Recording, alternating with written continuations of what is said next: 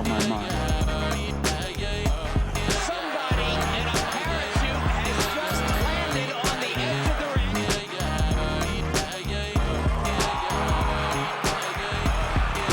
Holyfield bit by a dirty Mike Tyson.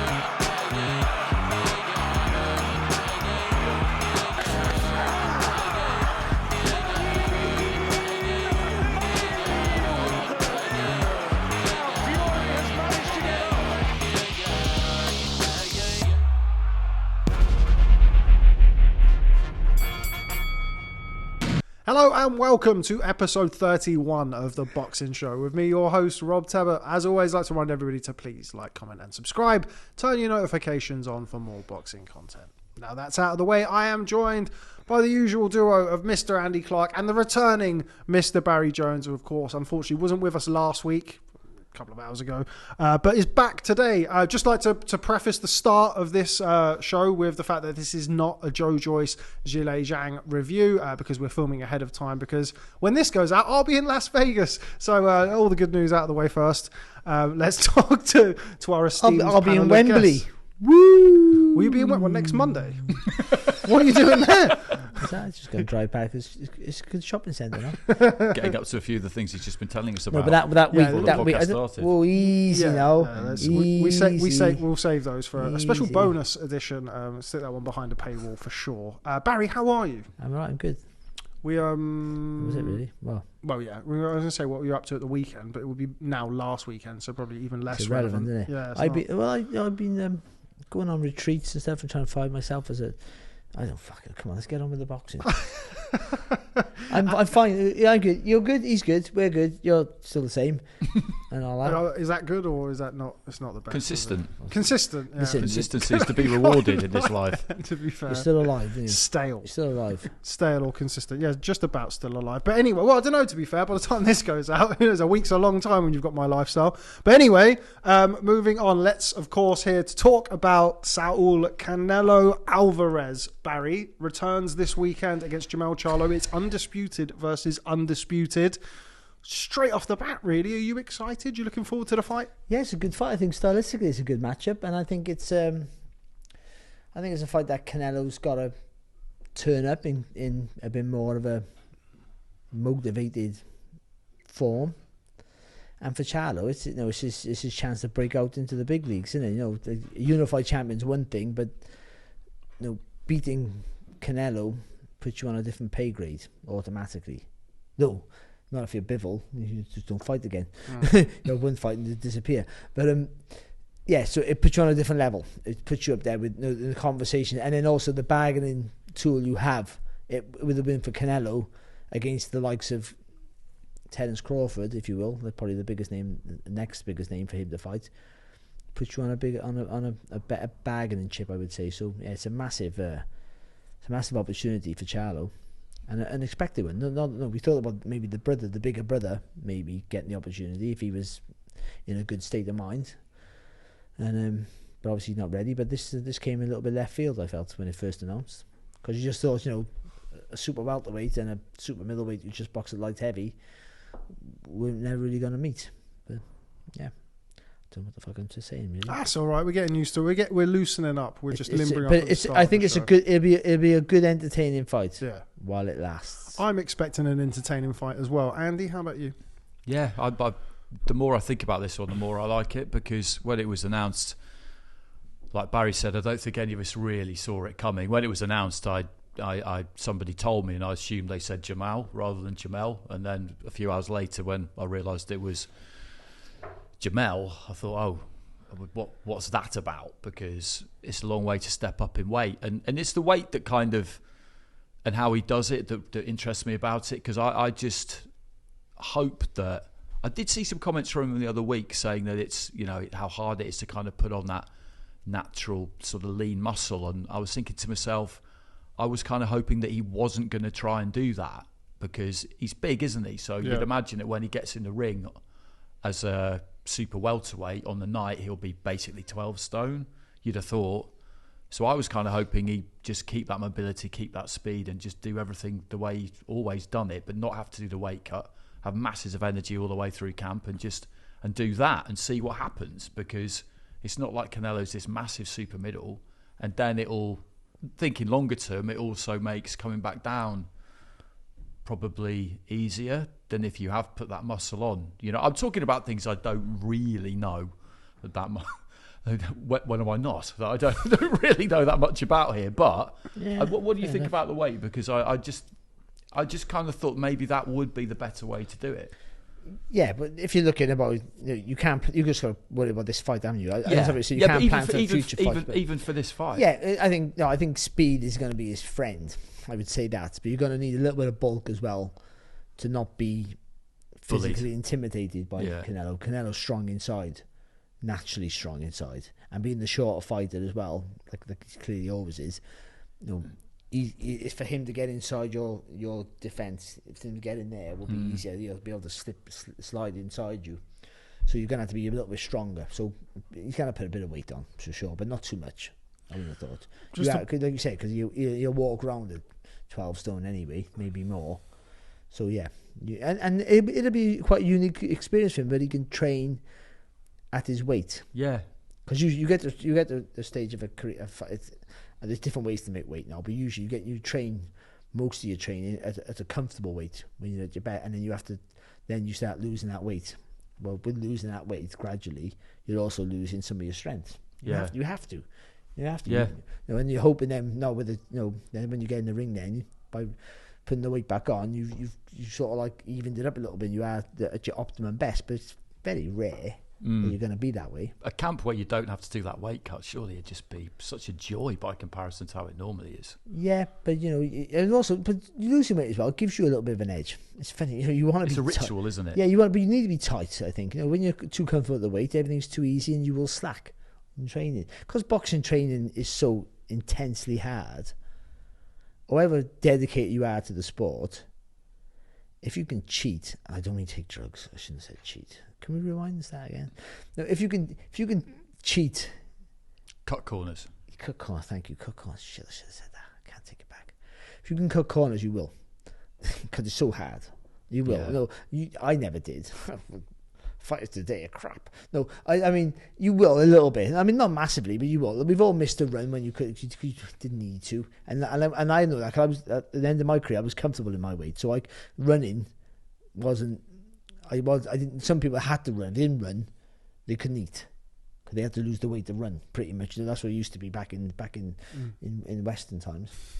And so anyway, so you have to be in tight there weight that gives you that little bit of steely focus, makes you angry. Sometimes some fighters need that because it's a, I did think of that. A sacrifice makes you mean and I lean. did think of that. Yeah. It is that kind of ritual, isn't it, where you want to do something that's hard. Yeah, because you want to be mentally zoned in, like you said, but physically, being able to train at the weight that you're going to fight at, get used to comfortable with that weight, and be able to walk around with that weight and train to the best of your ability at that weight. It should be theoretically the best thing for you, but I'm not sure that it is. Well, that's why you get often, when we spoke about Lawrence Okoli recently with the Chris Billam-Smith fight, we spoke about the fact that some fighters, when they are at that weight, when they're performing in the gym, and part of it is being in the gym as opposed to being on fight night as well, but having that little bit of weight where you're performing at your best. And that's why some fighters, when they do boil down and make the weight, aren't quite the same, just because of that going from there to there and then back up there. But if you'd have stayed there, then in theory at least, your performances should remain consistent. Should. Yeah, and again, you should have a diary of how you make weight and how you perform, and that should be, every fighter should have a diary about every day of their life. That's the truth of it. And none of them do, I doubt it, but they should, even when they're out of training. What you eat in, even if you're eating shit, just write it all down. How you feel that day, because you can't. It's nothing. No day's ever the same as the next day. It's impossible to have that. But you can try and replicate the best you can when you felt the best in a fight, as close as you can. You get injuries or not, but I think having a life diary for a professional athlete is almost a must, I would say now, for all you inspiring young boxers out there. Have a diary. Dear Barry. Yeah, but that's a new feature coming to Boxing News. But it's true. You should. I think you should have that. That you could then. You. I wonder how many of them do that. They do fairly often. Yeah, I mean, Froch was a big example. During camp, though, I don't think he did it every day. But I think Froch is that bloke who actually just pays real attention to anything that goes in his body and always has. So maybe didn't really need a diary as such, but I agree. Yeah, but everything. Sorry, I haven't interrupted you for ages. I feel great. I can go now. But it's how you feel, not just about the food. How you about your emotional state, and you could try and replicate what you did that day, how you felt. I don't know how you do that, but I think you should. I think some American athletes have been doing it for my father seen a documentary in the late 80s about some American football player, how he had a diary of his life from a young age, like literally from a kid, like child abuse really. But I mean, literally, his dad made him do that. So then he ended up playing in the NFL in some capacity. And my father used to say to me, "Have a diary." I go, "Yeah, I will, Dad." Fuck. Okay. Go to school to write, and I'll write it at home. But he was right. He was right. I think that's important. So yeah, but nothing to do with the weight. But that's a more. No, but it kind of is though, because if you're feeling comfortable and you're feeling good and motivated all the time, then your stress levels are lower. Things don't quite seem so difficult. I think it all does feed into it. Yeah, for sure. Just on the weight, we have dived into the weight, and as somebody who's very experienced in piling on the pounds in a short space of time, I will put this one forward to you, Barry. Canelo Alvarez and Jermell Charlo were both actually world champions at 154 at the same time. So in 2016, Charlo won the WBC title against John Jackson in May, and then Canelo beat Liam Smith in September at 54 as well for the WBO title. So is the size advantage that vast between them, considering they were both world champions at the same weight at the same time? It will be. It's an advantage for Canelo, even though he's the smaller guy and all the rest of it, in height. But he's been carrying and fighting around the bigger weights for a long since then. Actually, I think that was his last fight at 154. 54, yeah. So it's. He's going to box Chavez Jr. afterwards. Yeah, well, that doesn't count. But we all need a sparring session in between fights. But either way, he's boxed at the more higher level, been comfortable of fighting at that weight. Has bulked up dramatically, with hard work and dedication. And so he's more comfortable at that weight. It's going to be a new territory now for Charlo. Come fight night, to be able to push back and resist a guy who's punching through the target with more force than his last opponent, for instance. Yeah, I mean I think it's obvious. Yeah, Castano, which we'll come on to that. It's a long time ago, but anyway, that's kind of the point I was kind of veering towards. Really, is there obviously is going to be a size advantage for Canelo Alvarez. He's boxed at super middleweight primarily over the last couple of years, and then he obviously had his dip into the pool or return to 175 pounds.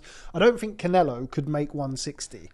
I think he would really struggle, really struggle to make 160. But he's not a David Benavidez, bursting the seams at super middleweight come light heavyweight. Sorry, Rob. What he's not 6'1" with an 84-inch reach. That's what he's not. He's not like a light heavy or super middle. He's not tall and long, so that he doesn't have those advantages of that. That's what he's 5'8". Yeah, sure, yeah. And he's a super middleweight. He is a super middleweight, absolutely. But he's as wide as he is tall. Yeah. But he looks very dense, doesn't he? Like body massive, the neck and the shoulders and things. I guess the point I was kind of getting to in a roundabout way is Charlo, I think, he's big at the weight at 154. He's not boxed in a little while, so he's like a 54 who's sort of bursting at the seams. He's probably stayed on it because his brother was at the weight above. And as we know in the past as well, like once you get down there and you start picking up all the belts and your payday goes here, and look, we all know that PBC have been extremely well stocked at 47 and 54. Yeah. They haven't really got much for 160 pounders unless he wanted to go up and box his brother. But anyway, so I guess the point I was kind of making is you've got Jermell, who's a big 54, who's been there for the vast majority of his career, and Canelo, who, okay, super middleweight, sure, but not the biggest. But not, so I think like where some. Yeah, that was kind of what I was saying, but and I think there's something to it, but like Barry said, you kind of, when you box to that weight as much as Canelo has, you just become just that much more solid. You settle into it, don't you? Yeah. That's why they say about Crawford at 47. He's now like or in recent times become a proper. With Charlo, what I can't ever really, with regard to continuing to make 154 as well, is the fact that since he became champion against Jackson, he's had 9 fights this will be the 11th fight in 8 years. I mean, what? How does that help or hinder with your kind of physiology? Does it mean that you can give yourself a ridiculously long time to just gradually get down to 154? But surely it'd be better to fight more regularly if never stay too far away from the weight. I don't know what he does in between fights in terms of how high he goes, but the activity level, I like his resume. He's been in some good fights, but this will be the 11th fight in 8 years since becoming a world champion, and that's absolutely dismal, isn't it? I think for me, as much if not more so than the weight, I think the activity is a big factor in this fight. Canelo, whatever you think of his performances against Gennady Golovkin and John Ryder, he boxed both of them at a time when Jermell Charlo wasn't boxing. Yeah. And that is significant, I think, in this fight. How do you see that affecting Jermell Charlo, Barry? I mean, he's not been tremendously active, as Andy's pointed out there in his career, so it's not hugely alien circumstances for him, but still not ideal. No, it's not. And the problem he's going to get in this fight is he makes a mistake and he might have to pay for it. And the pay will be quite severe. Though we're against Castellano, for instance, he made mistakes. You got away with them, not loads of them, but I think and when you're active all the time, you get sharper. I mean, unless you're in wars, then that's no good for you. Of course, you're fighting all the time in wars, then that's just wear and tear. But I mean, when you're relatively active, boxing 2-3 times a year. I used to say 3, 4, 5 times a year. Next year, I'll be boxing twice a year. You know, nice and active. Then it keeps you sharp, and also again, you don't balloon too much out the weight, and your body gets more accustomed to losing the weight quicker as well. So it's not stuck on you for longer, and more importantly, your eye's better. You got that eye. Your eye gets in quicker in training camp, and you're sharper and more reactive, and all those things he's going to need. To react to every, because Canelo makes moves for you to make a move. Does that make any sense? So he wants you to react, and then and so if you make the wrong move, he'll punish you for it. So you can't make a mistake with him. I mean, if Canelo comes out, I think he'd have a point to prove, Canelo, actually, because as good as he is, and he's been fantastic, and he's been a little bit nonchalant in the latter stage of his career, I would say, because he's just been a bit of a bully. But if he goes back to a little bit more thought, like he did in say the Golovkin fights, then he's coming out sharp and forcing you to make movements all the time. You're sliding the distance, and you're going to have to react really quick. And if you don't react quick enough, he's going to make you pay. Not just walking him like he has in the last few fights with his hands up, trying to walk you down with just physical brute strength. It'll be a lot more guile, which he can do. What you've mentioned there, the nonchalance, as you've called it, some people would say that's a sign of a fighter in decline. I wasn't sure I got the right word, actually. I was just... it sounded fantastic. But anyway, do you think we've seen the best of Canelo? Is he on the back nine now? Do you think he's on the slide? Yeah, I think so. Or is it a motivation thing? No, I think if it's motivation, that's part of a slide. As well, it's not just all physical. Yeah. He's up there, isn't it? I think he is. I think he's hit the top of the mountain. He's not going to get any better, and he's only going to get worse, I would say. But he's still good enough, as he proved. People look at John Ryder, but John Ryder's a good, hard, tough fighter. And Golovkin, okay, that was not much of a. Golovkin's always got that power. It's always dangerous, but I think he's on a decline as well. And the Bivol fight, he lost, and he genuinely lost, but he didn't get battered from. All the people reinvented it. Bivol was brilliant, and he was very, very good. But I think Canelo could have boxed better. And he was in the fight, so it's on the scorecards were fantastic again in Canelo's favour, but he didn't. It was a round off a draw on the all 3 cards. Well, that's ridiculous, but it's still but he wasn't getting totally schooled all the time. He was just being a bigger guy who outboxed him, outthought him at stages, because he's that super middleweight run he had. He just bullied everyone, and he probably thought, this is just what's going on. His reputation preceded him. I've said this before. It preceded him. He got in that ring, and the guys are waiting to get hurt. Waiting. Oh, hang on, they're waiting. Even good fighters like Callum Smith. I know he hurt his bicep, but he was waiting, and I understand that. But he fell in that trap. waiting for, I know I can't afford to make a mistake here. And that's good to be like that, but sometimes you can overthink it. And can't wait to make a mistake is you just waiting for something to happen. And that's a really good point now, because that when it was almost like he said in advance, wasn't it? What I'm going to do this year is I'm going to clean out the super middleweight division, and everybody just agreed that was what was going to happen, including his opponents. We were talking this morning, weren't we, about fighters who get opponents to cooperate with them, and everyone cooperated, didn't they? Yeah, pretty much. And so he goes in there and they're waiting for some. Oh, I've heard about that left hook. I've heard about that left hook. I've heard about this. I've heard about that. And you're almost waiting to feel it. And then you feel and you go, oh yeah, no, it's real. But he's only beating you up. By that point, he's already beating you up. He did the other month, didn't he? What's that little fella? He was pound for pound for 3 days. There you go. So I think that's what he's like. He just he'll go in there and dominate you, nick your space straight away, bully you.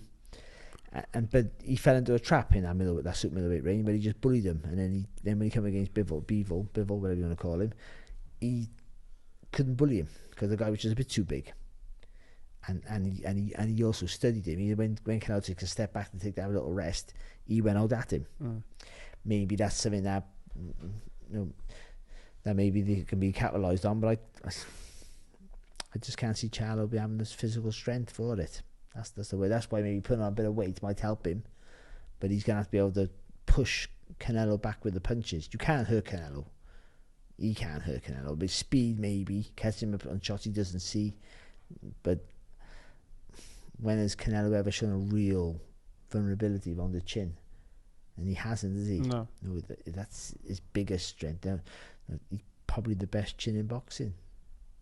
So, you got to be able to physically push him back with the shots, I think. Or hope that he is plodding and really use that semicircle around the body and hit him in sharp angles and keep him turning. Too clever for that as well, isn't he? I find it's a great fight. It's a really good, interesting fight.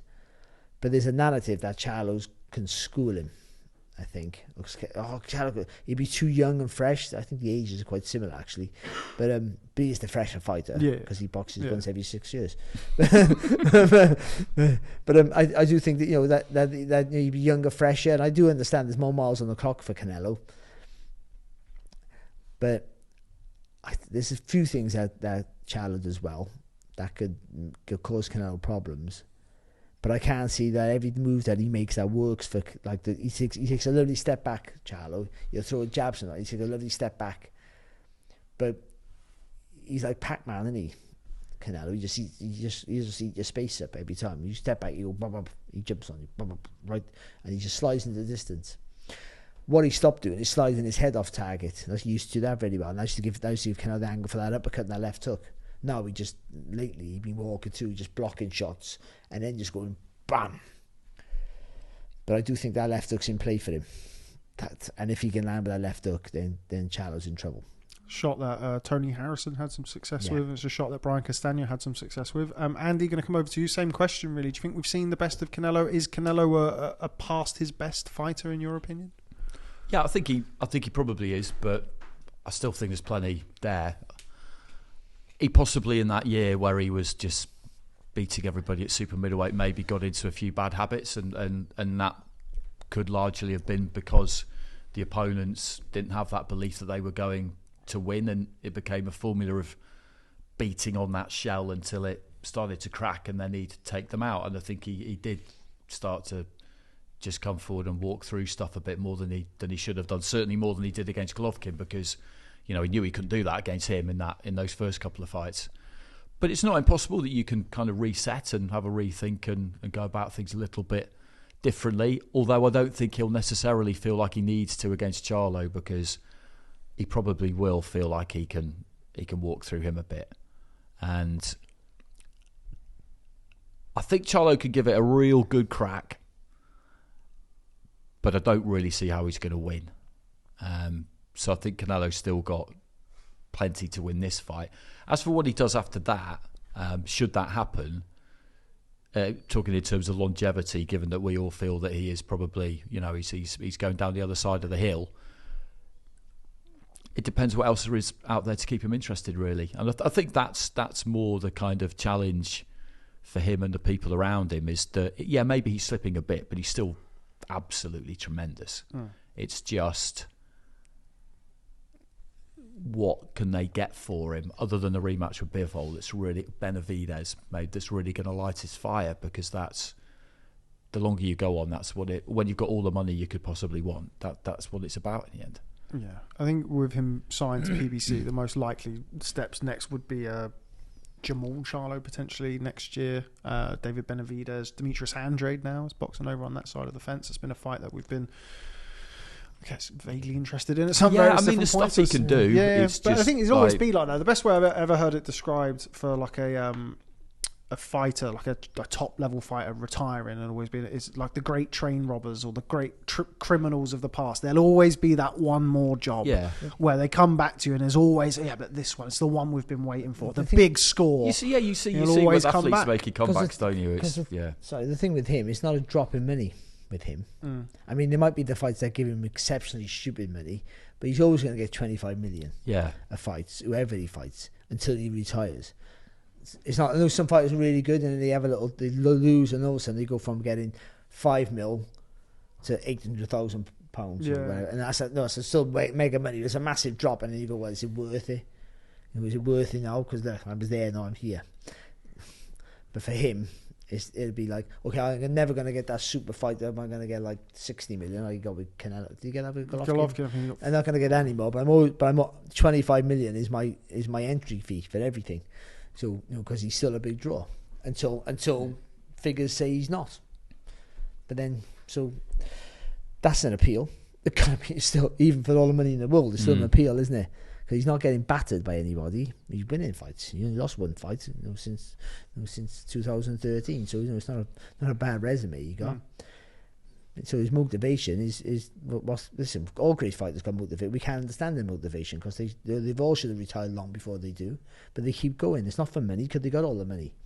Money's a big factor, but it's not the deciding factor. It's something else that we can't understand. Even me, as a ex-world champion, all that shit, but I can't understand. These are great fighters who their motivation is different to all the rest of us normal people.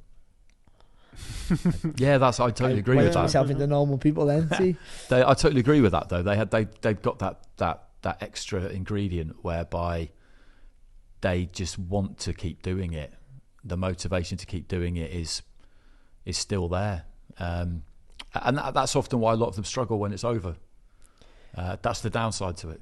It inevitably gets him into trouble. The same reason what made him a great fighter will be their downfall, whether it be their health or their money or their lifestyle or whatever, or their personal, whatever it is. There's a real heavy price to pay for it. It is interesting. We've spoke about it on here on several times after Canelo's boxed, where it's kind of what are his motivations for carrying on, because as far as achievements and accolades go, he can't really have done much more in his career. As far as money goes, he's done pretty well in that regard as well. The one thing that we don't talk about much, or it certainly never occurred to me to talk about it, because in many ways I can't think of anything worse, is that some of them just really love fighting. Yeah, it's as simple as that, and obviously they're at that level where they get paid loads of money for it. But I was talking to Tony Bellew about this kind of stuff recently, and he said when it came down to it, I just loved fighting. I still love fighting now, but I don't do it anymore because I'm not as good at it as I used to be and would really want to be to keep doing it. And I don't need to keep doing it. But he said, but I still love it. If certain circumstances occur or whatever, and something needs to be done, then it's on in the blink of an eye. I wouldn't, that is something that we don't think about. Maybe is that this is his life, and he's always loved it. He always will love it, and until he feels like he's letting himself down, he'll just keep doing it. Have you seen that clip with Miguel Cotto with his wife? Yeah. I think it was after the Canelo fight. Ironically, it might have been. I'm not sure, but anyway, go on, carry on. I know what clip he's talking about. And she's crying. They're both crying, like upset, and she's pretty much, I can't paraphrase it. And she's going, "That's enough now." And he's going, "But this is all I know." I try thinking about it, because we all feel that way. Yeah. What do I do? It should identify. That's the thing. That's the thing I say about type fighters. Whoever famous you are, or not famous, or however good or not good, it's what you are. It's what you think, what you feel is your identity. Without boxing, what are you? That's how you feel. That's how you feel. You used to be that fighter. Yeah. You used to be him. You used Even to be that. however good you are, whether you're British, world, Commonwealth, or journeyman, whatever it is, I am that. That's me. And now I'm not that. And I suppose it's the same for everyone in any walk of life when you have to change career paths. It's not though, is it? But no, it's sports. Sports have been. It's been more. It's so all. But it's so much more personal and thingy to a fighter. It's different. You have to be completely same but different. You have to be completely obsessed with it, and the fact that people are so also fanatically obsessed with supporting it that it magnifies everything to I just think the primal nature of the sport in general and because it's so tough to do. Yeah. I mean, it's not the fighting, the training, the lifestyle is such a tough lifestyle. Listen, it's tough, but also you're chasing a dream, so you're privileged, by the way. And you understand at some point in your life how privileged you are to do it. And if you're good at it, how privileged you are to be, how lucky and privileged you are to be good at something you love. How many people can say that? You're good at something you love to do. You found your love of your life, and that's why I understand it. I do understand it when you get fighters who go on too long. And I know we always think about it from a health point of view, and that's it's correct that we kind of do examine it like that. But you get some fighters who just keep going and they don't need the money. Roy Jones. Because he obviously just still loved fighting. Yeah. Even though he was getting beaten by people who in his pomp would never have got anywhere near him, he just kept doing it. And I never cared that he picked up defeats at that stage of his career that he wouldn't have done when he was younger. It doesn't diminish his record or his achievements for me one bit. Generally, people don't do that because their pride can't square their pride with it. But every now and again, you get someone who just thinks, I'll drop down a level if I can keep fighting. I'm fine with that because they just want to... They just love it. But ultimately, most fighters keep going for the money. Ultimately they keep going because there's more. Or you either didn't make any money and you can make a couple of quid, or mostly all the big money's at the end of your career. All the big money's, I've said this before, all the big money's at the wrong time of your career.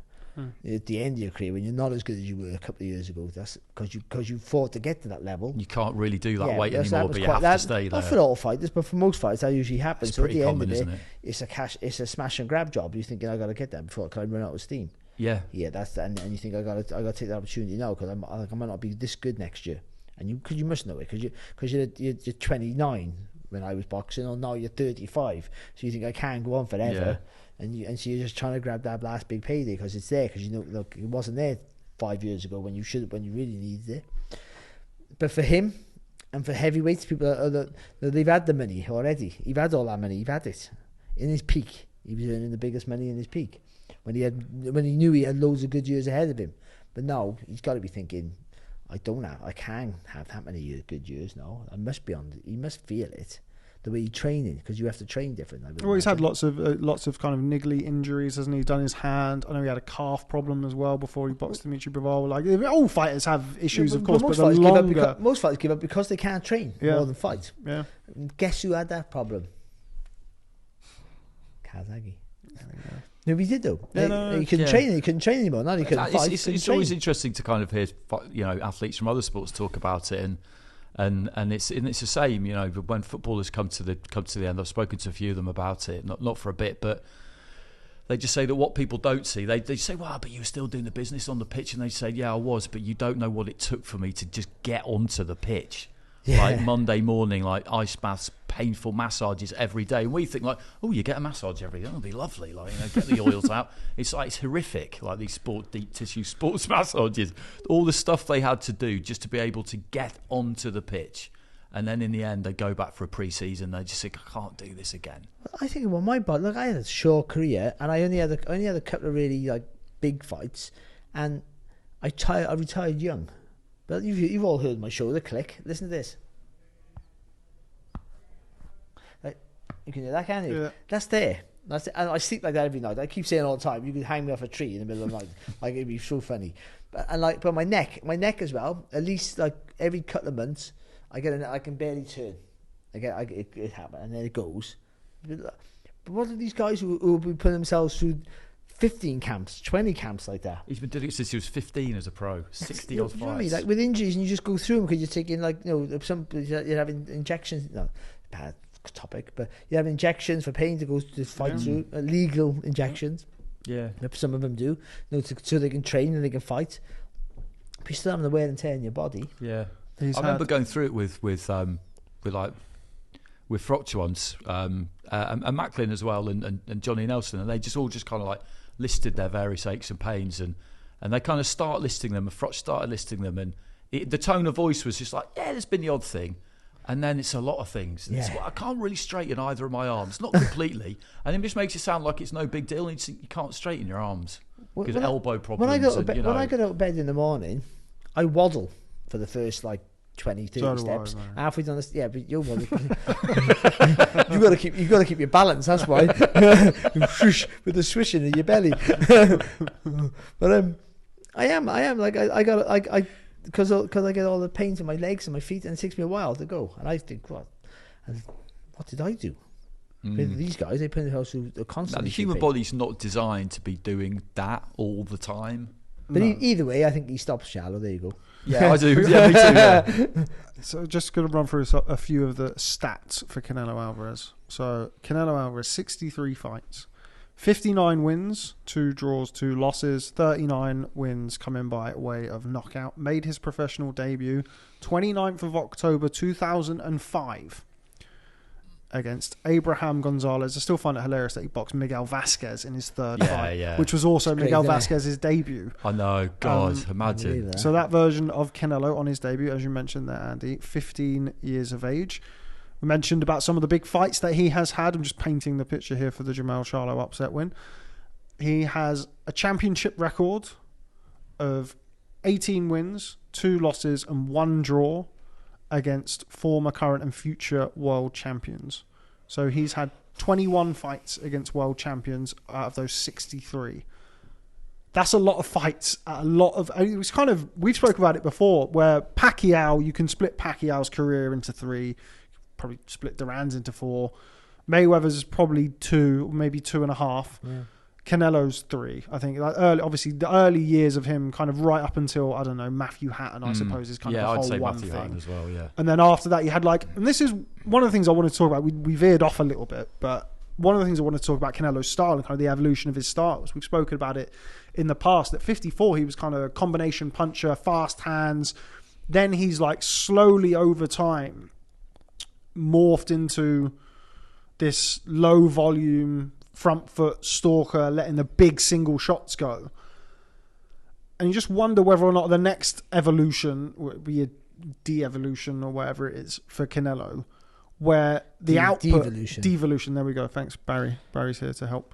But whether or not the next step of that is to just not be able to let his hands go, as opposed to kind of choosing to. Does that make sense? He's got to the stage of his career now where can't pull the trigger. It's called. It happens so often. Well, I agree with you. John Ryder, super middleweight, I don't think he's the deepest division in the world at the minute. John Ryder is a legitimate, if on his absolute worst day, is a top 10, if not a top 5 super middleweight in the world. Golovkin is Golovkin, okay, past his best, but when you're as great as he's been and you get the extra, 8 pounds to play with, he's probably a bit fresher than maybe he could have been if the fight was at 160.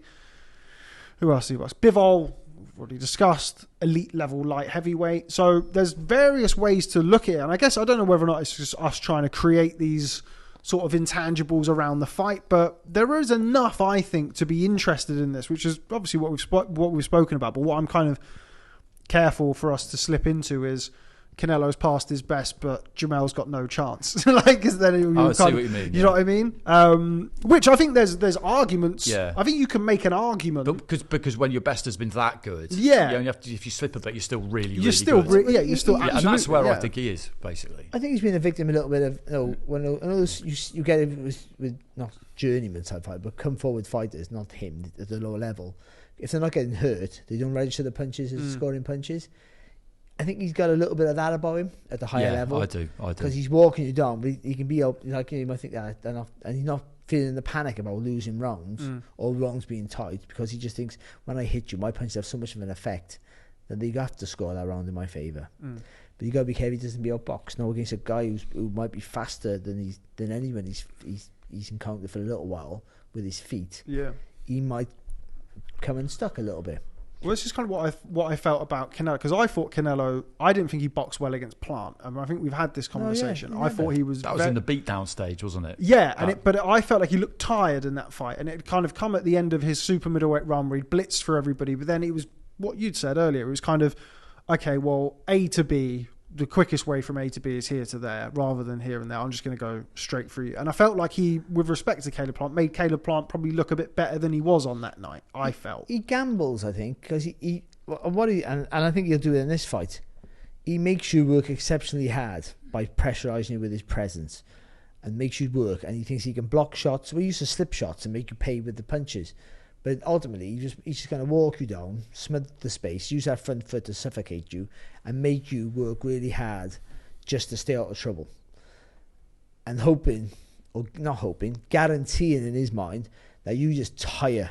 And then by round 8, 9 and 10, and he starts banging you away, hitting your arms and from round 1 and hitting your body and hitting you on top of the head. And if you can't get a clean shot, you feel every punch he throws. But you think you're doing well in the fight, and in the end, you're exhausted, and then he beats you up. And that's what he did with Plant in the end. But it took him right to the wire. And he might have been winning the fight anyway, but it was too close to call. And that's a stupid gamble to make, because he can be faster on his feet. Maybe he's put on a bit too much bulk now, and he's slowed down with age a little bit, and doesn't want to get on the balls with feet anymore, because he is working more on power. Maybe how he trains now is more single, heavier shots. But he'll do that in this fight, because this is the right fight to do that in. Yeah, for sure. And particularly when you look at Castano and the success Castano had, certainly in the first fight. I thought Castano won the first fight against Jermell Charlo. I thought he won that. But it's a similar sort of style. Okay, he's not as busy as Castano is, Canelo. Castano kind of has a little bit more like the older Canelo. But he'll make you be busy. Yeah. I think that's important. Like because Charlo has to start fast. He has to start fast, because you got more chance of winning the early rounds with Canelo than anywhere else, I feel, especially when you're the smaller guy. So you've got to start fast and make Canelo chase the fight more than you. Try and make him make a mistake. But you need a really strong jab to keep him at bay, and you need to get the footwork when you take the step out and step back in. And when he stops working, you got to throw those straight shots like Bivol did. When Canelo beats you up on the ropes, which he inevitably is going to get you at some point, then you don't want to stay in the ropes too long. But when he takes that step back to go again, like Bivol did, you got to go right at him with straight shots. But if you've got the size and the physical strength, he might be 5'11", but size is not always judged by your height and your reach. It's sometimes about your physical presence. And we say that about Canelo.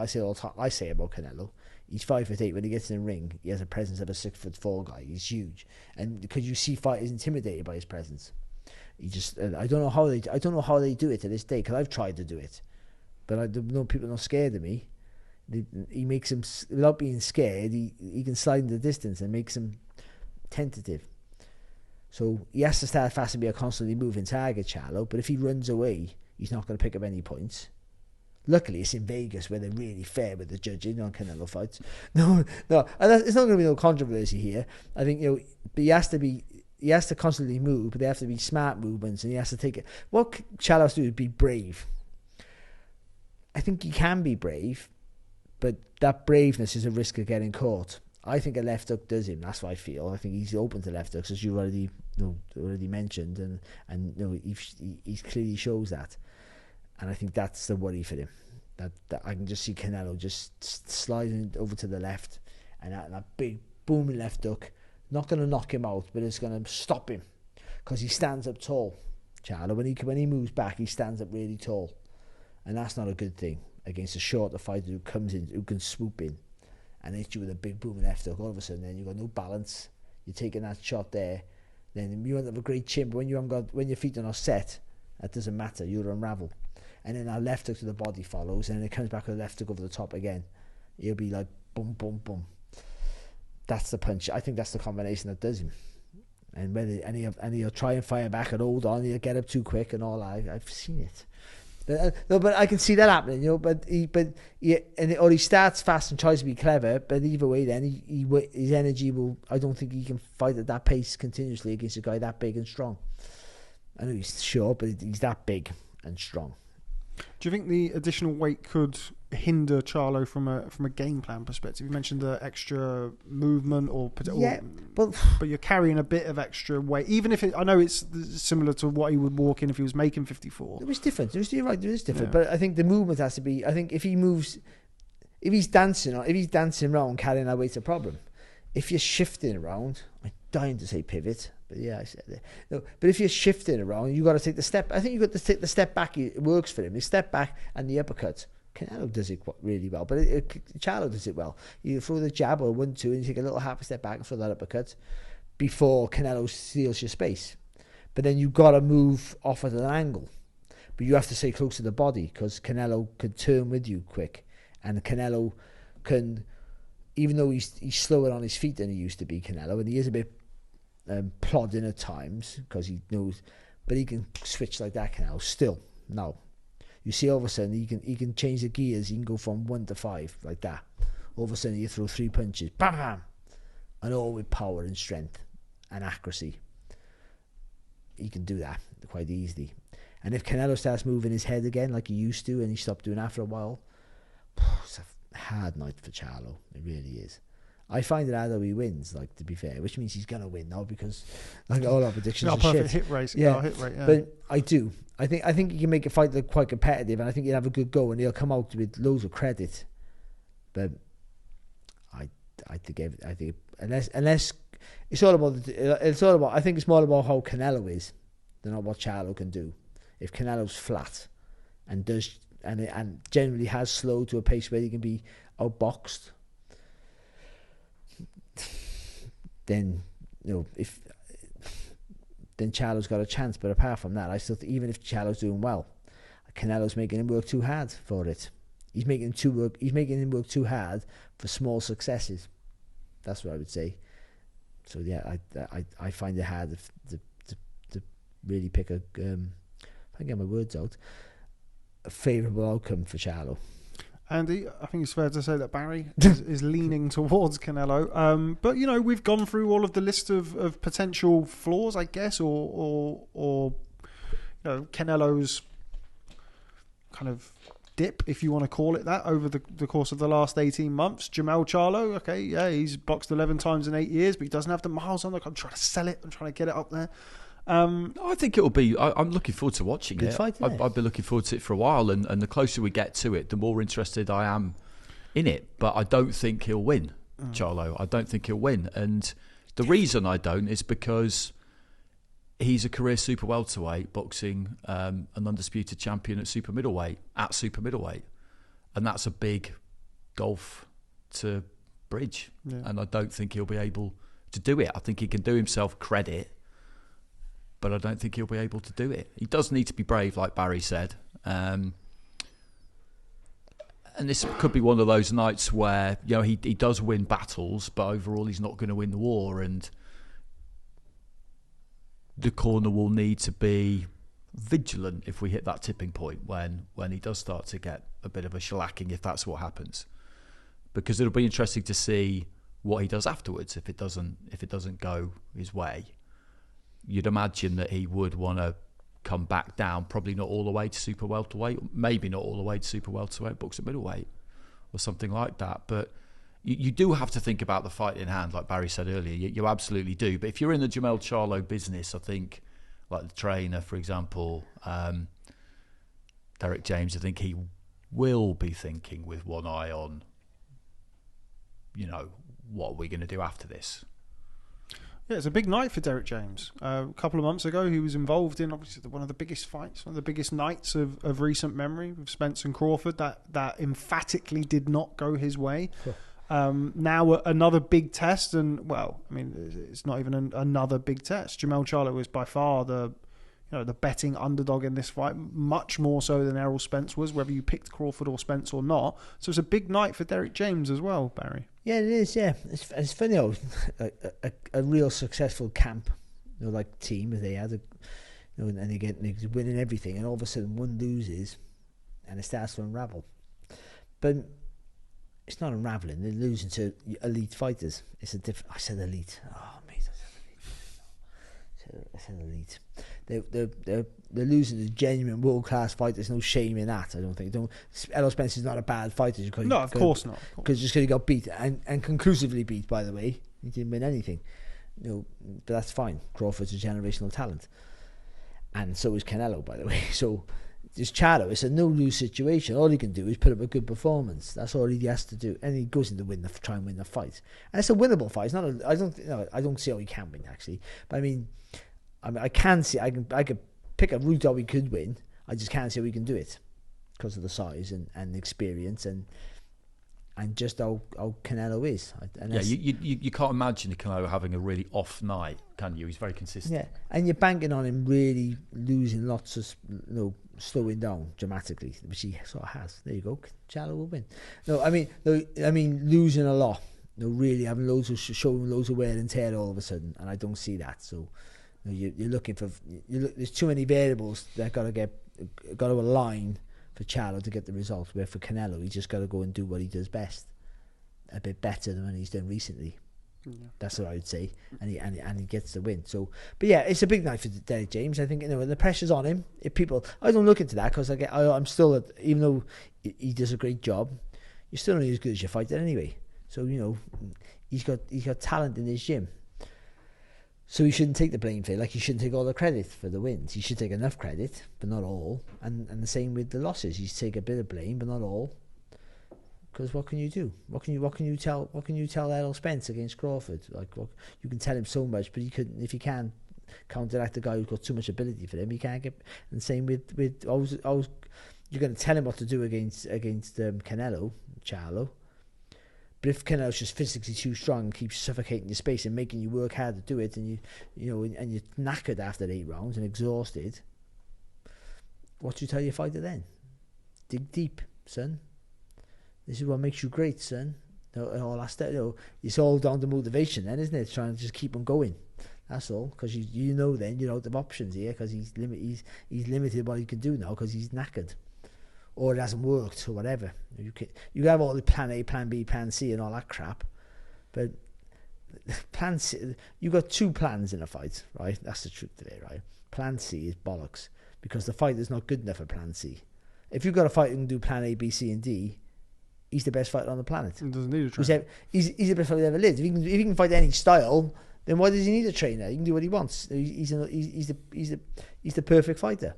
You can have a few little variables, but the plan's got to be loose and all the rest of it. And fighters, but if the other fighter makes you work too hard to do this or negates that, then you can all of a sudden that plan you have doesn't work. So trainers shouldn't take all the credit and blame for stuff. Because a fighter has to work it out for himself to a certain extent. So the pressure's on him a little bit, but not from my perspective, if that makes any sense. I think it will be because people see it that way. Oh, he lost us 2 losses on a spin now in big fights. And then they'll start going, and Joshua didn't look great and all that, and all of a sudden he's a shit trainer now. All of a sudden, and that's not the case. So yeah, I don't get into it. It's a hard night's work for him. I think it's a no lose situation, unless he gets folded in half early in the fight, or bottles it. Then he's a massive underdog, isn't he? A massive underdog. Yeah, he has to be. Yeah, he must be. Gotta be. Forget about bookies. I mean, just on people's opinions, like in the trade, he has to be a massive underdog. Yeah, the only You're just going. Sorry, you're going on blind. You're doing a. If you're picking Charlo, and you can pick Charlo, I understand. But if you're picking Charlo because he's younger, fresher, and faster, that's just lazy. Yeah. That is. That's just saying. That's just you don't really know. You're saying that because Canelo's been around since he was 15, and Charlo boxes are lighter weight, so he must be faster because he's lighter. He is actually faster, but is he more accurate? Does he hit harder? Does he have better timing? He doesn't. He has more experience. Does he take a better shot? All these things, he comes second best in those categories of what we've seen. But what I've seen, I think, is true. He does come second best in more categories, and that's how you have to dissect the fight. Unless stylistically his style's wrong for his, and if anything, Canelo's come forward, bully you, suffocate your space style is everything that's wrong for Charlo. Him walking with your hands high is perfect for Charlo because he can battle, he can rattle off combinations and jabs and straight right hands and uppercuts. He throws all those shots really well. but he doesn't throw in blistering combinations. No, he's become certainly. I mean, I said about Canelo earlier, but Jermell Charlo has become a lot more of a. He was never really a combination puncher anyway in the early stages of his career, but as his career's gone, he's become a lot more of a. To be fair to him, like I think we need your mate Dan Canobio to give us the CompuBox and the punch stats of Mr. McGuigan. Pinocchio. Anyway, moving on. But as his career has developed, he's become, I mean, one of the bigger punchers in boxing, certainly pound for pound, and his punch volume has dripped right the way down, which again leans towards Canelo, because out of all of the scenarios, I think the most unlikely would be Canelo getting hit by one shot and the fight being over. But the punches you don't see are the ones that do all the damage. Yeah, sure. And he can punch. That's one thing Jermell Charlo has. He's a legitimate knockout puncher. He's a KO artist, all of that good stuff, but 154 pounds. Yeah. You look at this, don't you? I don't like. He's just like Canelo. He took Golovkin's punches. Does there come a point where that we've just spoke about Jojo? Sorry, it can erode. Does there come a point where it? Yes, it does, but he doesn't eat punches for fun. Canelo, he doesn't. Jojo has to. Yeah, bad example is just kind of but sort of makes sense. You can't die like Chris Eubank Jr. in the first Liam Smith fight. The last thing you expect him to be getting knocked out, and he takes a shot and he's all over the place. Now he comes back and wins the rematch, but I think this still happened. You think that was the last scenario, the only scenario nobody saw. Without that, so it can happen. It's happened time and time again, except for Marvin Hagler. but it's hard to see. If he can take Golovkin shots full force, and he can take Bivol shots, or some of those ones he didn't see, it's hard to see it. And even being outboxed, people go, oh yeah, but at that weight. No, he boxed a guy at that when he was boxing at super welter. He maybe was his least effective. Maybe you could argue, but I don't think it's a similar style, is it? Like when people have mentioned Lara, that. Or even Trout. Like Trout's a different style. Yeah, southpaw and tricky and different. But Lara's like he's different angles of how he evades you and moves on, and how he moves on the target, and you need more of that. And he's been more conventional, Charlo, and neater, but he hits harder now because he does take more time with the shots, and he's been a better fighter for it. But he's gonna have to work hard in this one. He's gonna have to throw more punches and more direct, and he's gonna have to be. Like I said, he's gonna have to be brave with the shots. He's gonna have to commit to sometimes going down the line. But with that, you're walking into the fire. I just think he has to work too hard. I think Canelo goes about it. We're going to be a bit disappointed how he's not doing enough work, but he's kind of thinking, "You're hurting me," or "I'm blocking the shots," or "I'm taking them." I've taken them, and he just make sure you're punching when you don't. See, punching, you can throw 1,000,000 punches a fight. You can't, but you know what I mean. You can throw 100 punches a fight at your own pace, and it's fine. When you're forced to throw them when you don't want to, you can't throw 50. It's different. It's a different the way you build up. You get your lungs full of let go of your shots. And Golovkin did it so well. All those fighters do well. Pressure fighters, they force you to punch out of necessity rather than when you're ready to punch. And it's just your breathing's different. It tires you quicker. You tense up a little bit more because you're having to react rather than set yourself and be smooth and rhythm with your shots. And Charlo does have that nice rhythm to his punches. So yeah, I think he tires him out and stops him. We've spoken around the point for long enough now about Canelo potentially being on the back nine or coming towards the end of his career, while still, of course, being a top fighter. Where does he rank, Andy? I mean, I appreciate he's still writing his legacy. He's still got things that he wants to achieve. But I think we're at a point now where we can sort of place him within his era, I suppose. Where would Canelo? I guess it's got to be I know they boxed, but it's got to be the post Mayweather Pacquiao era. Where would you place Canelo amongst that?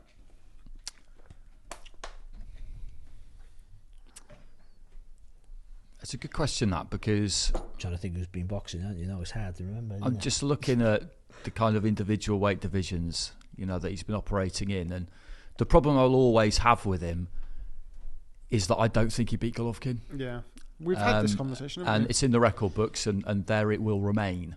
And Golovkin, again, is another supersonic fighter. So if you believe, like I did, that he was edged out via close decision probably twice by Golovkin for me, certainly the first time, then that matters. You were swayed by the commentary though in that fight. They're both fights.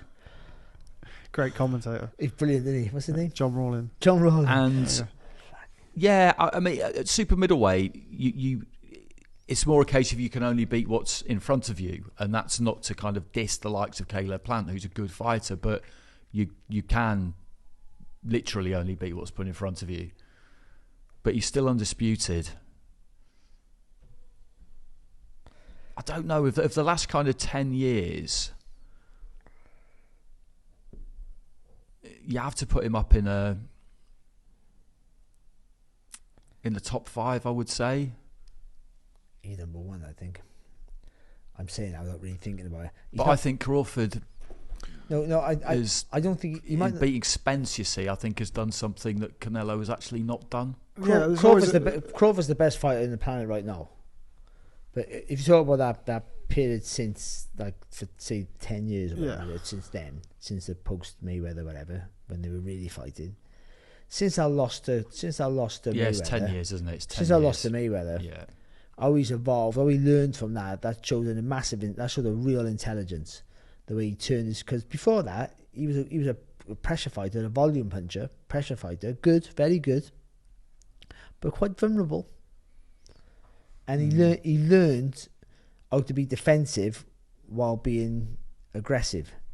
It's massively difficult to do. And he's the only one who's been right at the top of the sport since then. For the last 10 years. Apart from Lomachenko, Lomachenko would have turned pro a little, would have won his first world title in 2015, maybe 14 or 15. But he's been he had another year with WSB, didn't he? Yeah. After London, then turned pro. 15, Lomachenko. Been consistently performing at a high level on a bigger stage, because it got to factor. It shouldn't factor in, but it has to factor in because the pressure. Yeah, the mental pressure is definitely a thing, isn't it? I mean, we talk about the physical wear and tear, but mentally, that definitely matters. You see athletes in other sports start young and generally finish quite young, because it's not just like Rooney. Someone like Rooney, for example, started at 17, and there's a kind of style of play involved in explosivity and all the rest of it, but You've had 15 years playing right at the top with all that scrutiny, and how much more can you really expect someone to do? And it's the same for him, I think. Really. And the fact that he got better off of defeat,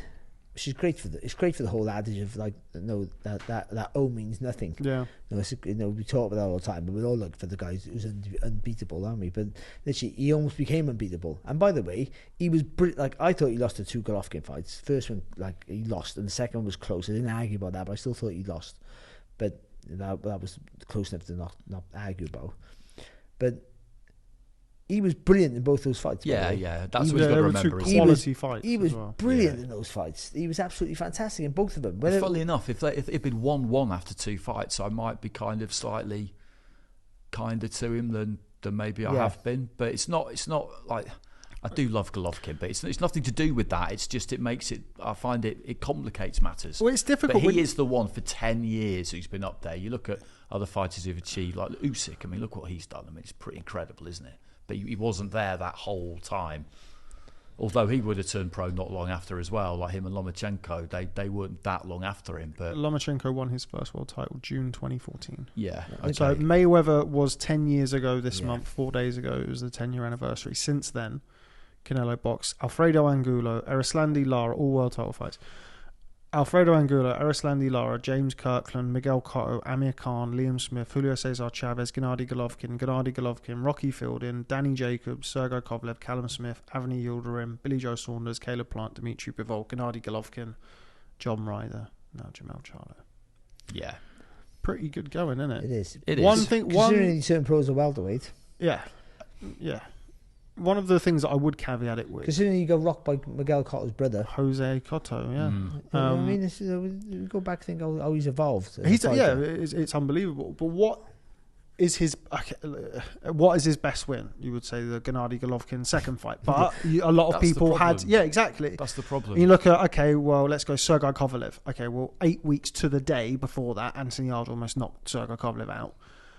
Sergey Kovalev, we've said this before, he said afterwards that anybody who thought I was going to win was an ignoramus, which is great because you never hear ignoramus that much. It's certainly underused, isn't it? Yeah, it's brilliant. I loved it. Kovalev, Then what else have you got? You got Danny Jacobs, Callum Smith, Billy Joe, Caleb Plant. Like, talking for best win of a generational fighter. Miguel Cotto was really a 40-47. Yeah, but you can pick that. Sure. You can go through anyone's career and do the same thing, can you? Yeah, you can. And But there's some fighters you go like, oh, there's a huge fight that stands out, and for him it's the Golovkin fight, and obviously because no one, we didn't think he won. Then you go, then there's a question there, and I understand that, but I mean, but I look at, say, like Usyk. Usyk has the Gassiev fight. I look at Usyk, Lomachenko, Inoue, and see what they've done in a very concentrated period of time in roughly the same time span. Although Inoue came along later on, but he would have turned pro not that much later on. And you compare them to him, and I think they definitely comparison. And I don't believe this, but you could say, yeah, but Inoue had a really hard scrap with Donaire, who was like 95 years of age. He wasn't. But you the same thing when you say about Cotto. It's exactly the same scenario there, isn't it? With Donaire. Donaire goes on to win a world title after that fight, but still, you just go. He's still an agent Donaire. You can argue, so you can always pick holes in all. You just go. They beat the guy in front of him, and even though he wasn't at his peak, they're like a Mayweather. You can dissect you can. Though. You can dissect his career for cherry picking. Mayweather's one of the greatest fighters ever lived. Yeah, you can. I don't think it's cut and dried that he's number one in that period. Not for me. It's not. Yeah, and I think around people forget about Inoue as well. Inoue won his first world title in April 2014. Yeah. He's been and around to be at those weights as well. And I guess this is where we're at here. Like, you can absolutely do that with any fighter who ever lived, of course, but they all have. Okay, you can do that with Inoue. He did this with Donaire. Did that. He knocked out Manny Rodriguez in 2 rounds. Manny Rodriguez is now still arguably the best bantamweight in the world now.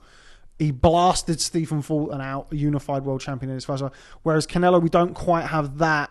It sounds mental to say it, and I'm pretty sure we've had this exact conversation and sort of spoke about the absurdity of it, of saying that he doesn't quite have that hang your hat signature win outside the Golovkin fight. Yeah. The second Golovkin fight, which was, of course, very controversial. Boxing a guy you regard as his peak of his powers, which I thought Golovkin still was. Enough. Yeah. And demolished him. Yeah.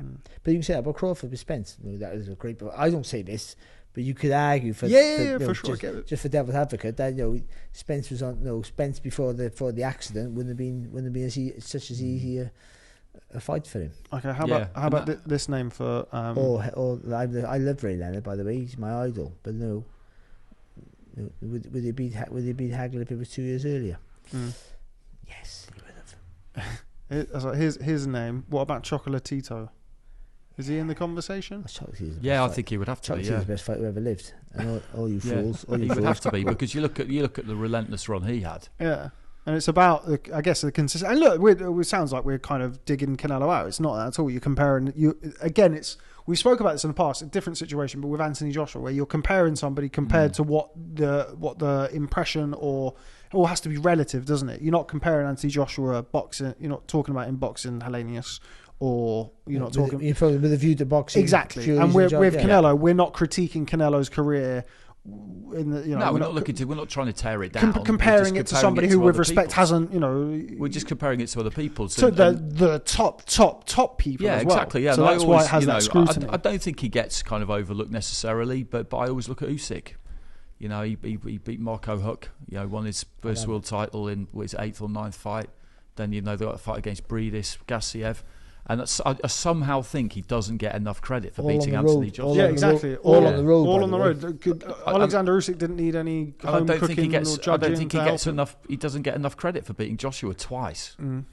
It's the first real fight he'd have at heavyweight. Respect to Del Boy, but the first big fight he'd have at heavyweight. Yeah, but Del Boy showed the blueprint to beat him. Enough. But people had decided by then that Anthony wasn't that good. So Yeah, there's all sorts of ways that you can interpret and the ways that you can look at things. I just felt it would be an interesting topic. Okay, final one. For that longevity, right, at the level he boxed at with that spotlight on him, right? It's incredible. That takes some doing. And it's in a way like he's He's an all-time great fighter. That's Absolutely. without a doubt. Absolutely. And in the same way that Floyd Mayweather did, and Manny Pacquiao and Oscar De La Hoya and fighters of that magnitude, carried the sport and being the money guy of the sport well on his back. Took out big opposition, boxed big fights and gave big events. So again, we're sort of critiquing him compared to a Mayweather or a Pacquiao or whoever. And actually, the others that we mentioned didn't have that. Yeah. In a way, didn't have that. Lomachenko, Usyk, they didn't have that. Chocolatito didn't have that. Nobody has had that like he's had it, apart from AJ, really. And he has been at the top longer than those guys as well. We've gone for the last 10 years, but 10 years ago was the Mayweather fight. He'd already been world champion before then. So, yeah. Final one on this before we move on. Terence Crawford versus the winner, Barry? Oh, yeah. Have some of that. You up for it? At 168? How does that work? It's a shit bag of it. Who cares? The thing is, though, there'd be a catchweight. If it's Canelo, it'd have to be a catchweight, but then he can't afford not. But then it won't be undisputed. Well, it could be undisputed, but I don't know. I don't care about undisputed. I don't care about the undisputed stuff. But he will. We all want one champion in one weight, but I mean that just the fight. Like if Charlo wins, him and I think they'll work out a weight between them. that's a to do great. that for sure. It's undoable if Canelo the wins. spice. I don't think the spice in that fight. How far up? He'd have to do it at 168. Canelo said he can't go under 168. That's mental. He can't go up 21 I don't pounds. think he got that. But if Canelo can come down a little bit, I wouldn't even want him to. no.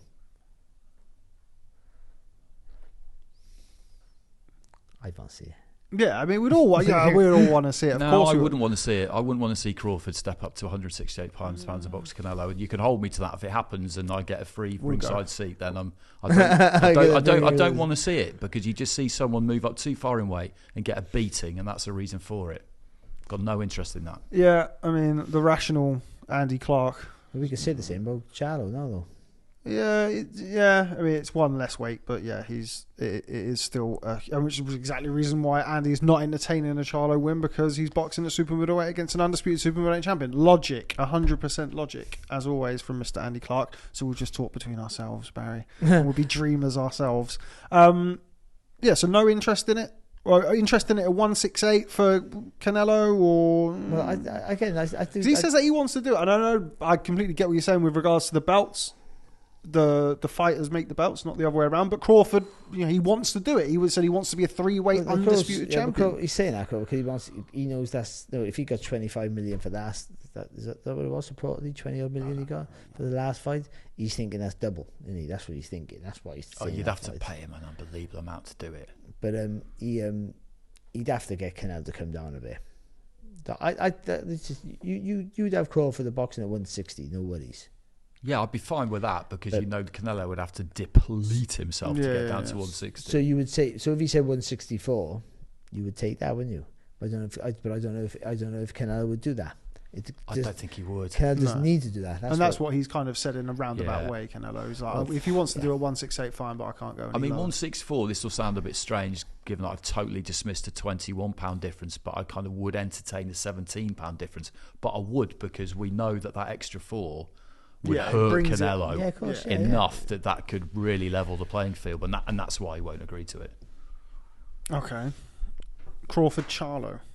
Does it matter kind of how Charlo looks? I mean, it's just like with respect. I mean, it seems like a bit of a free hit against Canelo in a way. Like if you go up and you win, unbelievable. If you don't, you're not supposed to. I think the only way he could really damage himself is if Barry said it earlier, is if he bottles it, if he just freezes. Which I can't see. No, I can't see that either. But if he just freezes, doesn't really do anything, and then it just gets stopped after 7 or 8 rounds because he's not really doing anything, and the corner just think, fuck this. This is a waste of time, but I really can't see that happening. No, he's very much a shield guy. Yeah. I think, you think so? Yeah, I think so. It's a different. You don't know how people are going to react, and then that sort of pressure that you really don't want. Getting hurt's one thing. Being lost for answers sometimes makes you react differently. You know what I mean? And Daniel Dubois is a prime example of that. It's not the pain that bothers him. It's the panic and not knowing what to do that he takes a knee. I don't think it's ever about taking punches. It's the other thing. You just don't know what you just for that second you lose your mind, don't know what to do, and you worry. You panic and you shit yourself. No, that's bad. No, I didn't mean it. I didn't mean it. I'm not digging him out. I'm just saying, no. I know what you mean. No, but yeah. I've been there, that's why. 'Cause you don't know how you react. You don't know you're going to react. Nothing drains the battery more than that, does it? Yeah, you just have that initial panic. You don't think straight. You don't think right. You don't think clear. So you just know he's going to react. But I don't think. I think you're right. I think he is the sort of guy who will tough it out and yeah. But the problem with that fight there then is what the Charlo won for the fight, because then You'd have had the Canelo money. you have the Canelo, and also Crawford's going there going, I'm the draw here, you just got battered. So like, I'll fight you for your titles. You've got to get back down to your weight. I'll take your titles off you, but I'm the A side, and he will be, to be fair. I don't know if that fight really crosses into the mainstream either, does it? No, it doesn't. It doesn't. Listen, they did well to sell Spence and Crawford, didn't they? Did you well? Did you well It with did that? pretty well, yeah. Yeah, that did well. I'm over the moon about that, because I wanted that to do well. But I think that was a risk for what they paid those guys. Those silly, they got way like more. They got paid more money than I thought they were warranted, really. But it was justified. They got, if it got the revenue, it's justified. But I thought I thought the fight wasn't going to happen because I thought they were going to ask for too much. And I didn't think that fight broke out into the mainstream. Yeah, I mean, you could never really place too much emphasis on the numbers that you see. We did a $20 million plus gate, and if it did anywhere between, the reported numbers are somewhere between $550 and about $700 for the pay-per-view. But at $80, $90 a pop, Yeah, it gets the money. it does get up there. Yeah, you forget how much more expensive it is over there, Yeah. don't you? Okay, right. Final one on Canelo Charlo. Okay, so who next for the winner of the fight? You've gone for Canelo. You've gone for Canelo. So who do you want next? I'll put it out there, but I'll watch Canelo versus Crawford. Fucking right, yeah. Definitely watch that. I'd be up for it. I just want to see it. Yeah, I'm not. I'm not. I'm really not. The Benavidez fight is the one that I would. Yeah, like, in all seriousness, with a bit of UK bias involved, I'd be up for Canelo against Eubank. Oh, Jr. here he goes. Eubank Jr. back to Here he 168. Yeah, and you wanted Eubank to win a world title. There you go. Become undisputed champion. Get him back up to 168, where he'll have more energy. I'd be up for that. Fucker. Crawford's got more of a chance than all right, Eubank. well, answer me this then. If he's going to keep boxing at super middleweight, who else is there? And don't say Crawford. Benavidez. Yeah, but I'm more up for seeing him box Eubank Jr. David than Morrell. Benavidez. Really? Yeah. I'm not. I think it's a good fight though, him against Eubank. I just would rather see the Benavidez fight, and I think realistically it's going to be a PBC fight, isn't it? It's going to be a Benavidez. He's got that deal, isn't he? David Morrell. I Morrell. can't see him wanting to box David Morrell. Literally nothing in that fight for you if you're Canelo. But the thing is, he's such an A side anyway. Like, overwhelmingly always the A side. The money's the same if you box Benavidez. But the risk ain't the same though, is it? You lose to a guy who literally no one over there has heard of, I don't think. I don't. Yeah, I know, but like, And he's good as well, Morrell. Look at this fight for him now. If he loses to Charlo, no. Yeah, I guess it probably works both ways. Do you want to lose to a guy nobody's heard of, or do you want to lose to a guy that everyone goes, "Oh, you lost to Charlo. I know Charlo." Yeah, the small one. Yeah, That's not. I don't know. Lil Charlo. Yeah, they're good. He's good fight, fantastic fight. But I mean, no, he's not a superstar in outside. No, I don't think he's that well known, is he? No. So it's just the same thing for him. No, every fight that he's always the name. There's always a risk that he's going to get, not humiliated, but people are the dream is Canelo Eubank at York Hall streaming on Boxing At York News Hall. with me and Barry commentating. There you go. That's the dream. There we go. Wait till Mac when he sees it. He doesn't work for Boxing News, does he? No, but you can throw a wicked left hook. I'm not taking it. So Barry, who do you want? Yeah, Is it the Crawford fight or the Benavidez fight? No, Benavidez. I think that's that in reality. Back in the real The world, I Crawford think fight's not Benavidez really- is. In reality, Benavidez that's the more competitive fight. That's the real test. If let's see how he is, even if he wins, which I think he will, how he looks is quite important. Because again, if it's one of those walking on plodding and he gets him plodding displays, he gets him at the very end, then you think, does he want to? That Benavidez fight now is a hard fight. It's a hard fight anyway. For the size-wise alone, stylistically, it's a hard fight. You got a guy who could take a punch, throws a lot of punches, can punch himself, and it's like 6'6" or whatever he is. So it's a more difficult fight for him if he can get some more energy and more acceleration in it with his feet and his movements, the angles of his movements, Canelo. then you want to see him against Benavidez, because then Benavidez won't experience that at all ever. What he'll get off Canelo.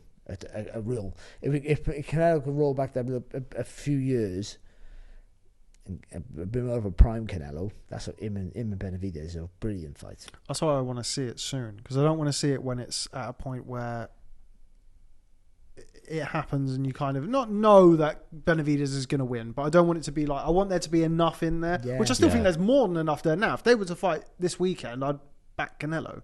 Wouldn't be massively confident in the pick, but I would back Canelo. You have to, wouldn't you? The next fight, it might be 50-50. Then the next fight, it might be, Benavidez. Yeah. I want it to happen in one of the first two. But this week, because then if Benavidez wins, it's a bigger thing. He doesn't beat just an old man Canelo, does he? The main reason I kind of throw Eubank out there is because I just really want to see Canelo box over here. Yeah, and he's always said he would. Yeah, and we've had Lomachenko. These guys we've been talking about, we've had Lomachenko and Usyk and Spence and Crawford. I know it's a bit different because they weren't the megastars they are now, but still they've been here in a way, came with the World Boxing Super Series.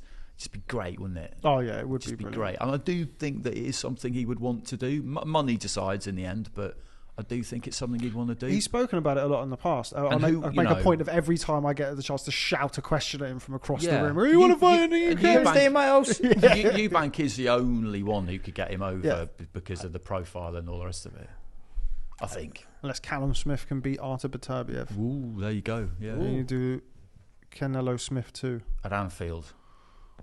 Yeah, but then you think, how much are they going to pay for that?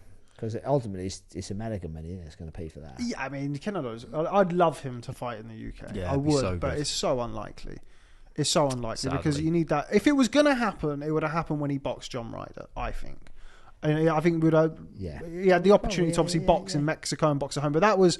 I don't think we're going to get many comeback fights for Canelo. No, like come back from the injury, and okay, this one's not.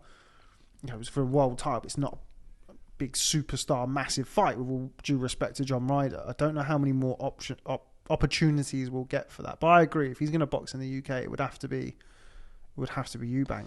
Billy Joe Saunders is coming back, isn't he? The Bridgerweight. I'm joking. I think he's boxing by the end of the year. He could probably pick up a world title at Bridgeway. I'd back him. Yeah, I would. Against Rosansky. It might be Badu Jack. Badu Jack's boxing Rosansky. Oh yeah, that's right. Yeah. Okay. Become a 4-weight world champion, Badu Jack. Well, really a 3-weight world champion. Yeah. Thank you. But that's not without risk, that fight against Rosansky though. Rosansky's a big guy who can punch. Yeah. The Babbage conqueror. Any man who conquers the savage cannot be taken lightly, Mr. Andy Clarke. Did you come up with one in the end? Was it Benavidez?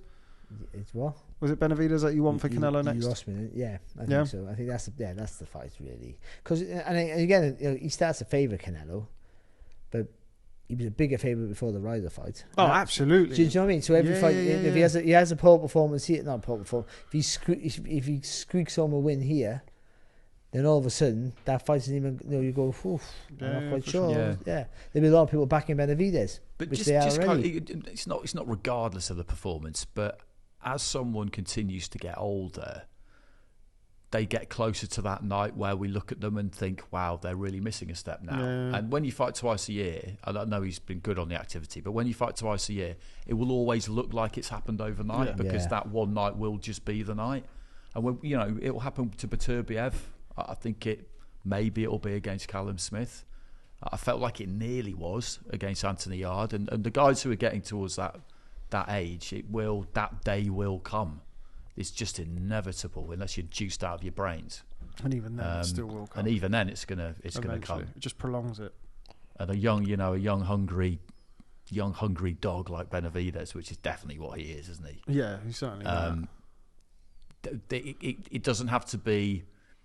It might not actually necessarily be nailed on to be that night, but it turns into that night just because of who you're in with. And Benavidez got the range to make mistakes and get away with them. If you can continue to punch long. And a combination of Canelo maybe not having the same explosiveness to capitalise on those mistakes. Fractions, isn't it? Just all these fractions, when you add them up, it can that can be enough. It's a good fight, though. That's right. Anyway, you got to get past Charlo first. It certainly is. Absolutely, Barry. Absolutely. Right. Okay. We're going to move on and briefly discuss the UK offering offerings, plural, from this weekend. Anyway, starting off at Wembley Arena, where we see Jai Opetaia, the IBF Cruiserweight World Champion, going up against our very own Jordan Thompson in a fight that I think raised one or two eyebrows when it was made. Barry, long and the short of it, a fantastic opportunity for Jordan Thompson, but a hard fight for him and a tough ask. It is a hard fight. He'd be a fool not to take it, wouldn't he? He's 6'6". It's a real sort, and he got power in that right hand. Opetaia has been massively inactive, of course, because of the injury and obviously the contractual problems he's had. I think that's he had some promotional issues. Yeah. So probably the best time to get him. If now would be now, I would thought. But yeah, but it's a hard ask. It's difficult unless he catches Opetaia clean. You can look at someone said to me, name another good win that Opetaia's had outside of Bradis, and I go, oh, you got a point. But when you watch the way he fights, he's a good boxer, clever. He got good, lovely balance, lovely rhythm to his work. Punches direct and straight, and commits to his attacks, and that's a problem.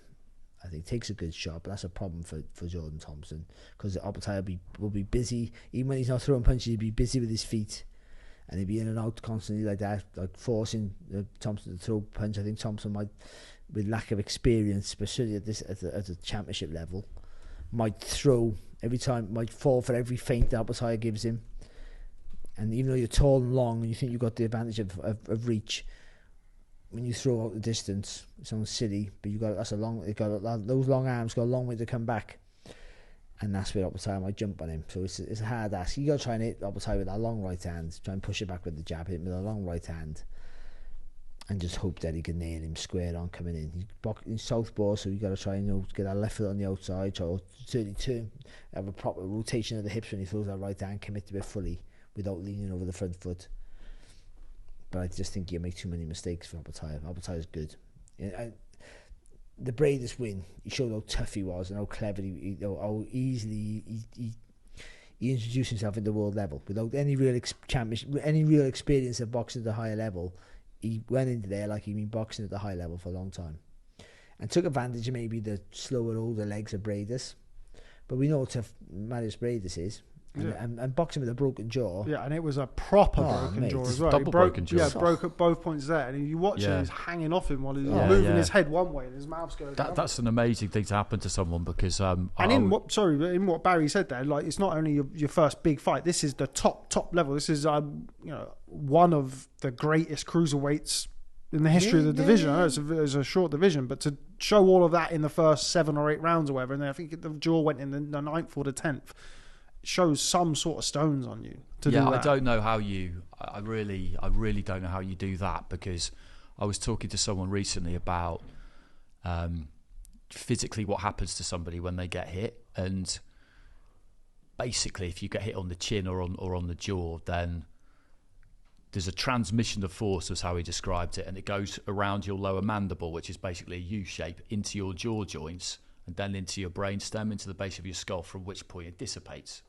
And if it's too strong, then you'll get blackout, which is a knocked out, basically.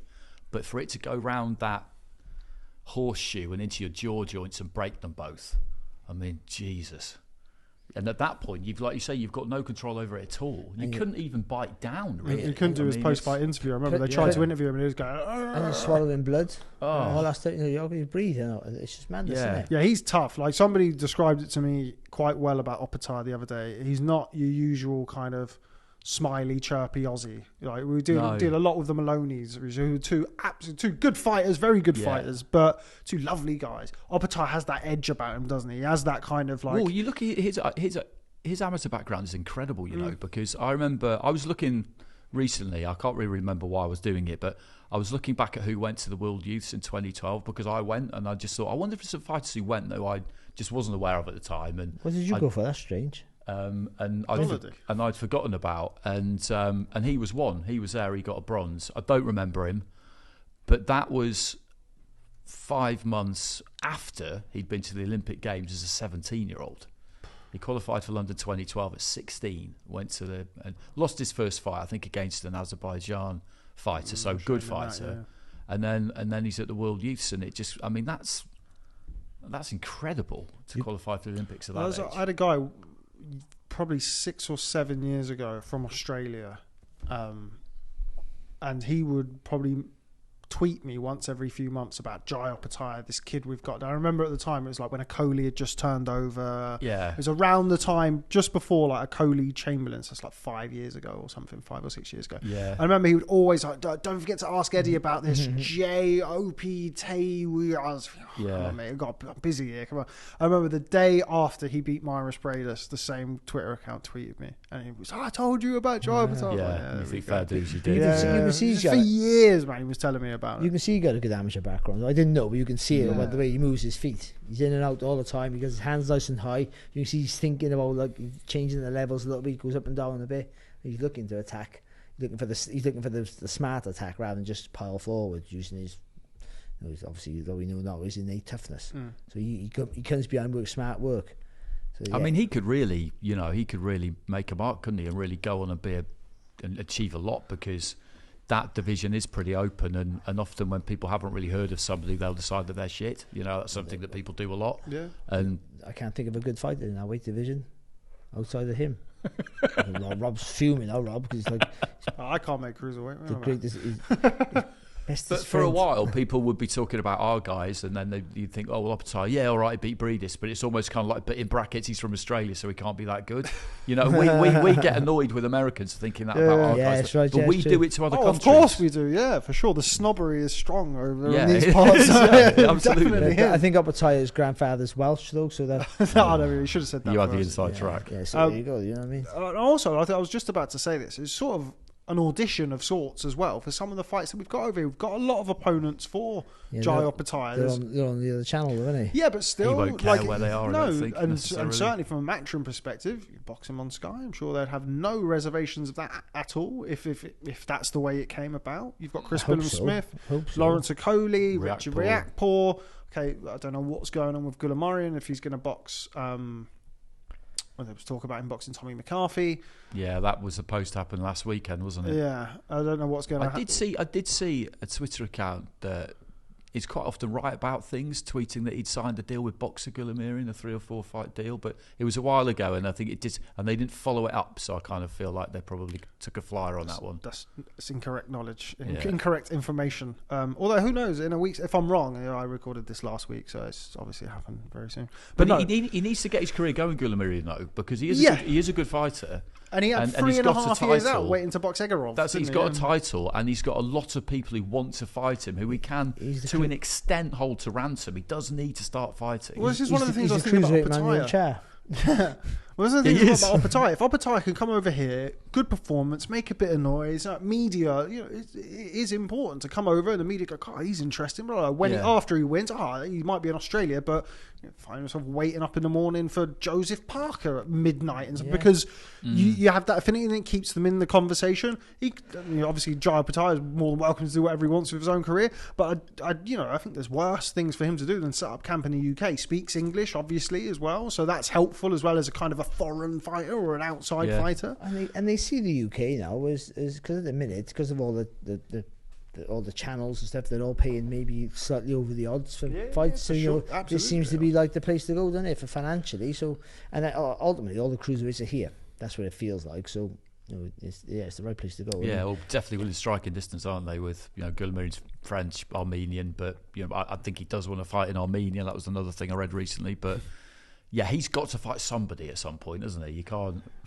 I think hasn't he? Or hasn't he? I don't know. Yeah, I mean, I think everybody's favourite Armenian Alcester is trying to work some magic with Mr. Goulamirian at the minute. Yeah. So we'll wait and see what happens with Uncle Al. He's usually pretty good. But Thompson's got he has that puncher's chance. He is tall and long. It is such a hard fight. But it's except for that, I can't see how Opetaia doesn't get inside that long reach. And once you get inside that jab with Thompson, he doesn't have that experience yet to cope with it.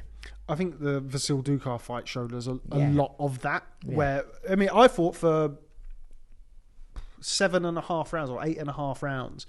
Jordan Thompson was fantastic that night. I thought the jab was really good. I thought he paced the fight really well until he didn't. And then Ducar got in on the inside of him towards the end of the 9th round. So he had been 8.5 rounds. Got on the inside, hurt him, dropped him, and he just didn't recover. And then the 10th round, he spent the whole 10th round Jordan Thompson. Look, Vasyl Ducar's a good fighter. But he's the guy who you beat to go on to that next level. He is, yeah. And Thompson spent the 10th round essentially in survival mode and finished the fight on the deck. Lucky, when the final bell went, he wasn't on the deck because he was taking the 8 count. He had to get up. So that was a concern. And I thought his last fight against Luke Watkins as well, who's respect past his best and seen better days. I thought he struggled at times in that. On the easy night for him. I thought he struggled at times in that. So, which he should be doing. That's the thing. Yeah, for sure. Again, but to then go from there to now, that's. So it's all you got to focus in and say, listen, Opetaia's had one great win.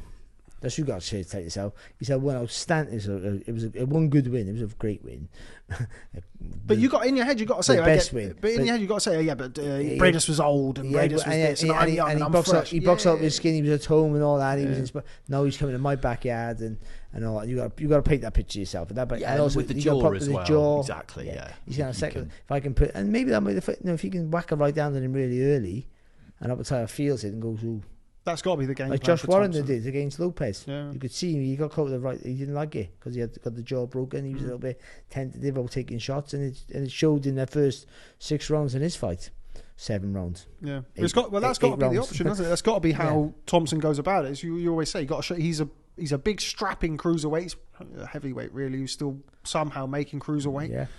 Go out there and try and make him feel that power as early as you can, because if he allows Opetaia to get into a rhythm that he got into against Bradis, it's going to be I think it's going to be a really hard night anyway, but it'll be an extremely hard night. Opetaia will start fast. Opetaia runs. I reckon he'll run to the centre of the ring, and his feet, in and out with his feet, the feints and all that will, and the southpaw stance. I think Thompson will not panic, but he'll be a little bit lost. I don't think Thompson has that really experience to really adapt yet. He might get it. He might never get it. I don't know, but right now I don't think he has it. Well, yeah, for sure. That's what you fight somebody like Ducar to find out. Yeah, and if you end up getting hurt and dropped and stuff, then you probably have found out. Then you have a Luke Watkins fight again. Another fight. It will show you where you are, but it's a little bit. But when you find out where you are is a fight against the number one in the division next, the right one. I wonder how the. But I agree, you cannot turn it down for sure. No, I agree, you can't turn it down. But I do wonder how that conversation kind of went, because Opetaia's Matchroom's guy. And although he couldn't say it, Eddie will obviously feel like Opetaia is going to win that fight. That's the expectation. You know, he's not silly, and so therefore you look at the dynamic at play here, and that's get our new cruiserweight world champion signing introduced to a great British public and viewing audience. Realistically, that's what's happening here. Maybe it. How did that conversation? Yeah, because you would Team Thompson go? Yeah, you wouldn't want to feel like a sacrificial lamb. Oh, we're here to make your new signing look good. That's it. Jordan, listen, we've got an opportunity for you, right? It's a big step up. Do you want it? It'd be your career best. It'd be your career best payday by 10 times 10, whatever it is. Who is it? Jay Opetaia. He hasn't boxed for a long time now. He had a problem with his broken jaw and all the rest of it. We don't know how well it's fixed. But listen, this opportunity, he wants a defence in the UK. We think you're up for the task. If you want to take it, if you don't have to, it's up to you. You take it, we'll go another way. No problem. Am I still on the bill? No, you fucking not. If you take the fight, they wouldn't be like that. But they'll sell it. They won't force him. Yeah, no, I don't mean him necessarily. I mean like team Thompson. But again, they're going to go. Listen, we've been off. Once you would never look at that fight and go, "Yeah, that's the fight we're looking for right now." But when someone gives it to you, it's hard to give it back. Because in front of you, you're going to go like... No, I'm not saying they shouldn't. I'm not saying they shouldn't have done it. I'm just like, if you're the manager trainer, they might be thinking, okay, yeah. I mean, obviously we're going to, but this is... If someone theoretically said to you, like, would you box Opetaia next year? You go, no, fuck it. We'll wait. What are you on about? What? Yeah. But then when they go, listen, this is a genuine offer here for you, Jordan. Like, what? The money's great. It's a no-lose. You can lose, but it's a no-lose situation because you're going. There's no expectancy. You take it, like, but there's an argument that the fight shouldn't be allowed. Yeah, I mean, I don't know him at all. But fighters do. Sometimes you do have to talk them into it. Well, I mean, and again, from a managing perspective, if you're managing Jordan Thompson, by all accounts, he's very big at the weight, and by all accounts, a move to heavyweight is in the offing. You probably look at the last couple of fights, and you probably go, okay, well, we can get paid very well for a world title fight. He can punch. He's big. If he lands the shot, then who knows? And if it starts to go wrong, then we won't be slow with the towel. We won't be slow with the towel and go up to heavyweight. We won't have to worry about cutting weight and doing this and doing that. So yeah, okay, right. Before we move on, because we've spoken about him so many times, I forgot that he's actually on the card. Vasyl Ducar versus Clarke. I like that fight. Yeah, it's a good fight. I like that fight. That's a hard fight for Clarke. Hard fight.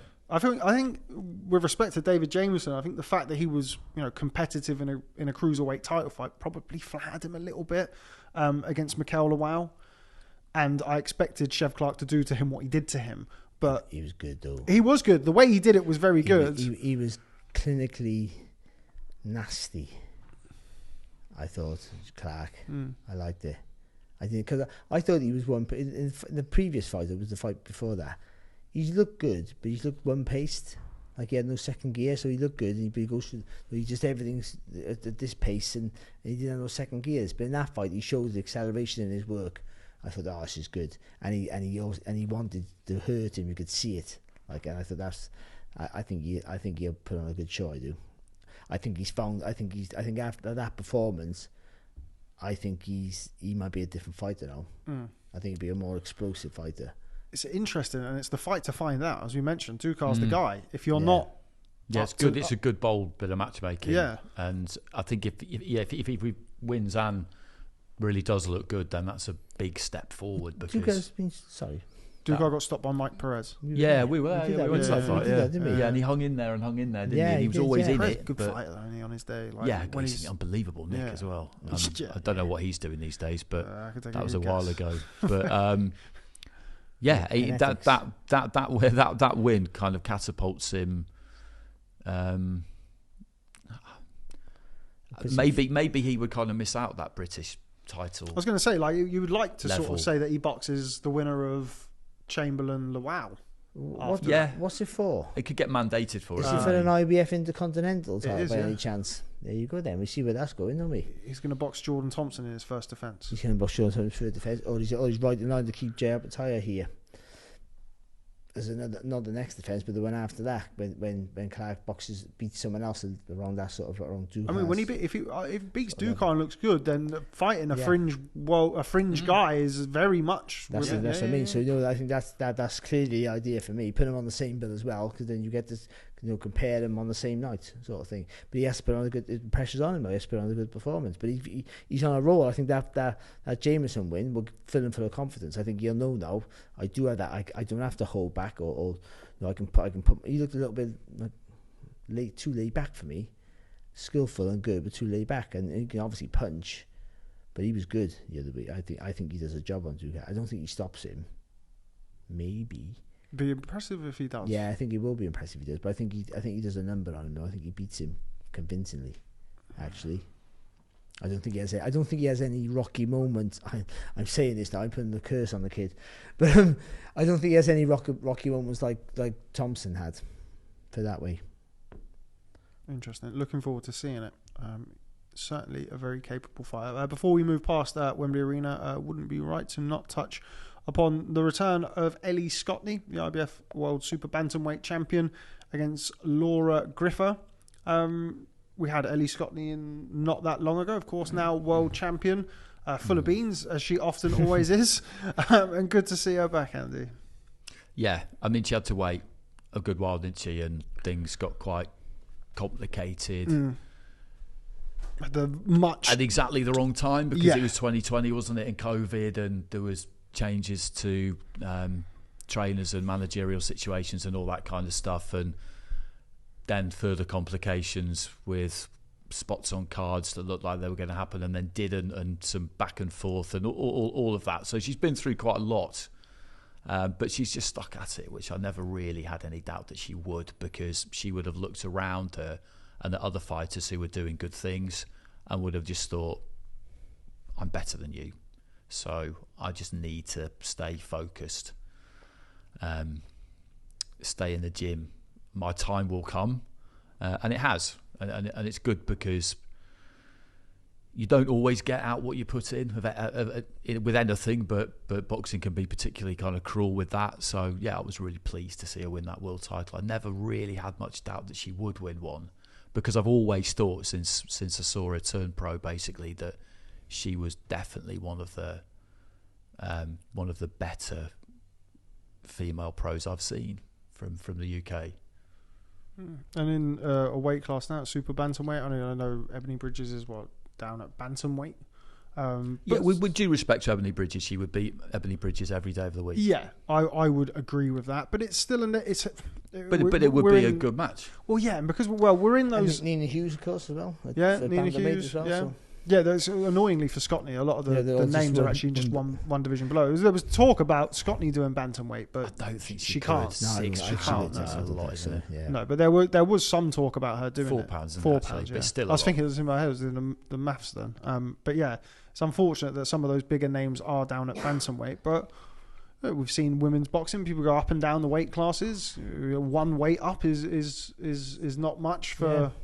A sport when you see Tasha Jonas, what did she do? 4 or 5 super feather to super welter. Yeah, she did £24. Yeah, did a fair few. But I would back Ellie Scotney certainly over Ebony Bridges. I think the Nina Hughes fight's a good fight, right? Yeah, it's a good fight. Yeah, because Nina Hughes is 100 miles an hour.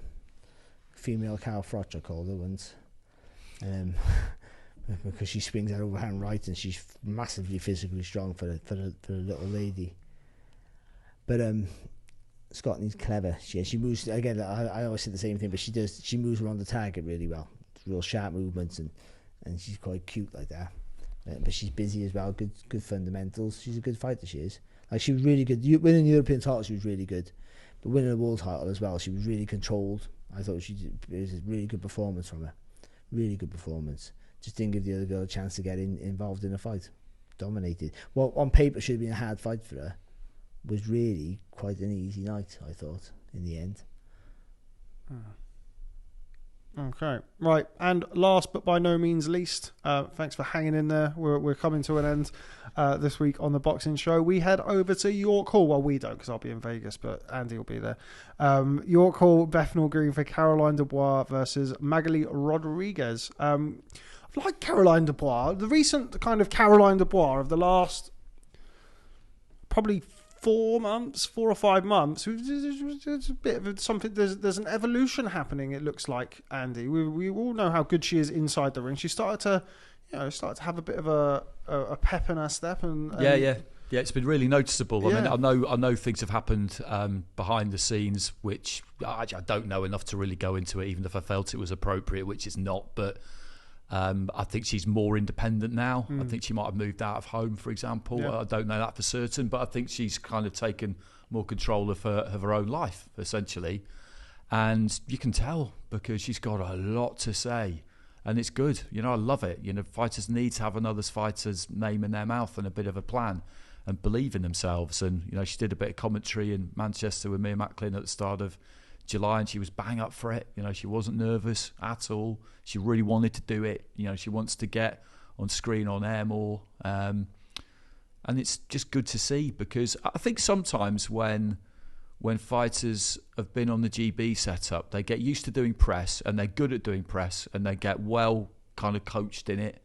But you're always representing a team and the badge. And so therefore, correctly, you're going to be careful what you say, because you don't want to let Team GB down, because it's not about you, although it still kind of is. But when you go solo as a pro, it is all about you. And you can kind of say a lot more things that you've got used to stopping yourself from saying, maybe. And I think she's kind of that's kind of hit home a little bit, which is that if you want to be a star, and she definitely does, then, and the sky really behind her, then you don't need to spout nonsense and try and pretend you're someone you're not. But you've got the platform, and if you've got stuff you want to say, you need to say it. We need to hear from these people. We need to kind of it needs to be a partnership in that sense. And I think she's really she's realised it, and also that is kind of natural to her, because you've got to be authentic, haven't you? Like it's it's always a bit strange when someone kind of starts acting in a way that they can't really own because it's not really them. It's a bit cringe, isn't it? But what we've seen is like just what's coming out is just who she is and who she's really kind of always been, but has maybe felt that for whatever reason she, the party line needed to be towed, and the party line was, don't say a lot. Yeah, and it's certainly, I mean, we all know what a talent she is inside the ring, but it's certainly, particularly in a growing and developing time for female boxing, it's great to have a selling point outside of the ring as well, isn't it, Murray? Yeah, it is, yeah. And what pretty much what Andy was saying about it, she's willing to speak her mind now, which is refreshing, I think, and important in this day and age, hugely important. And we had her on the Sky podcast, and she was calling up Michaela Meyer. I mean, didn't care. Like, she's haranguing Michaela Meyer at they every sparred. opportunity. So they sparred Yeah. I think the week that the fight got called off because of the death of the Queen. Right. She came over and they sparred. They did the last spar a year ago, almost exactly a year ago. Yeah, and that would have. I think it was like the week before the last. So they did the last spar in the gym. But anyway, sorry. Yeah, but that's really relevant. Actually, it was. But I wouldn't be scared to put her in there. I think she's so physically strong. Yeah. Like and patient with her work. She looks like a good fighter to me already. So and obviously the women's sport, they don't have time on their side. They can't wait around. And because they're not doing 12-round fights, they're not only still 10 rounds. They are 2 minutes. They're stepping up a level. Certainly in like distance, it's not so taxing or worrying. Sometimes you go, well, I got a really good fighter here, but going from 6 rounds to 10 rounds.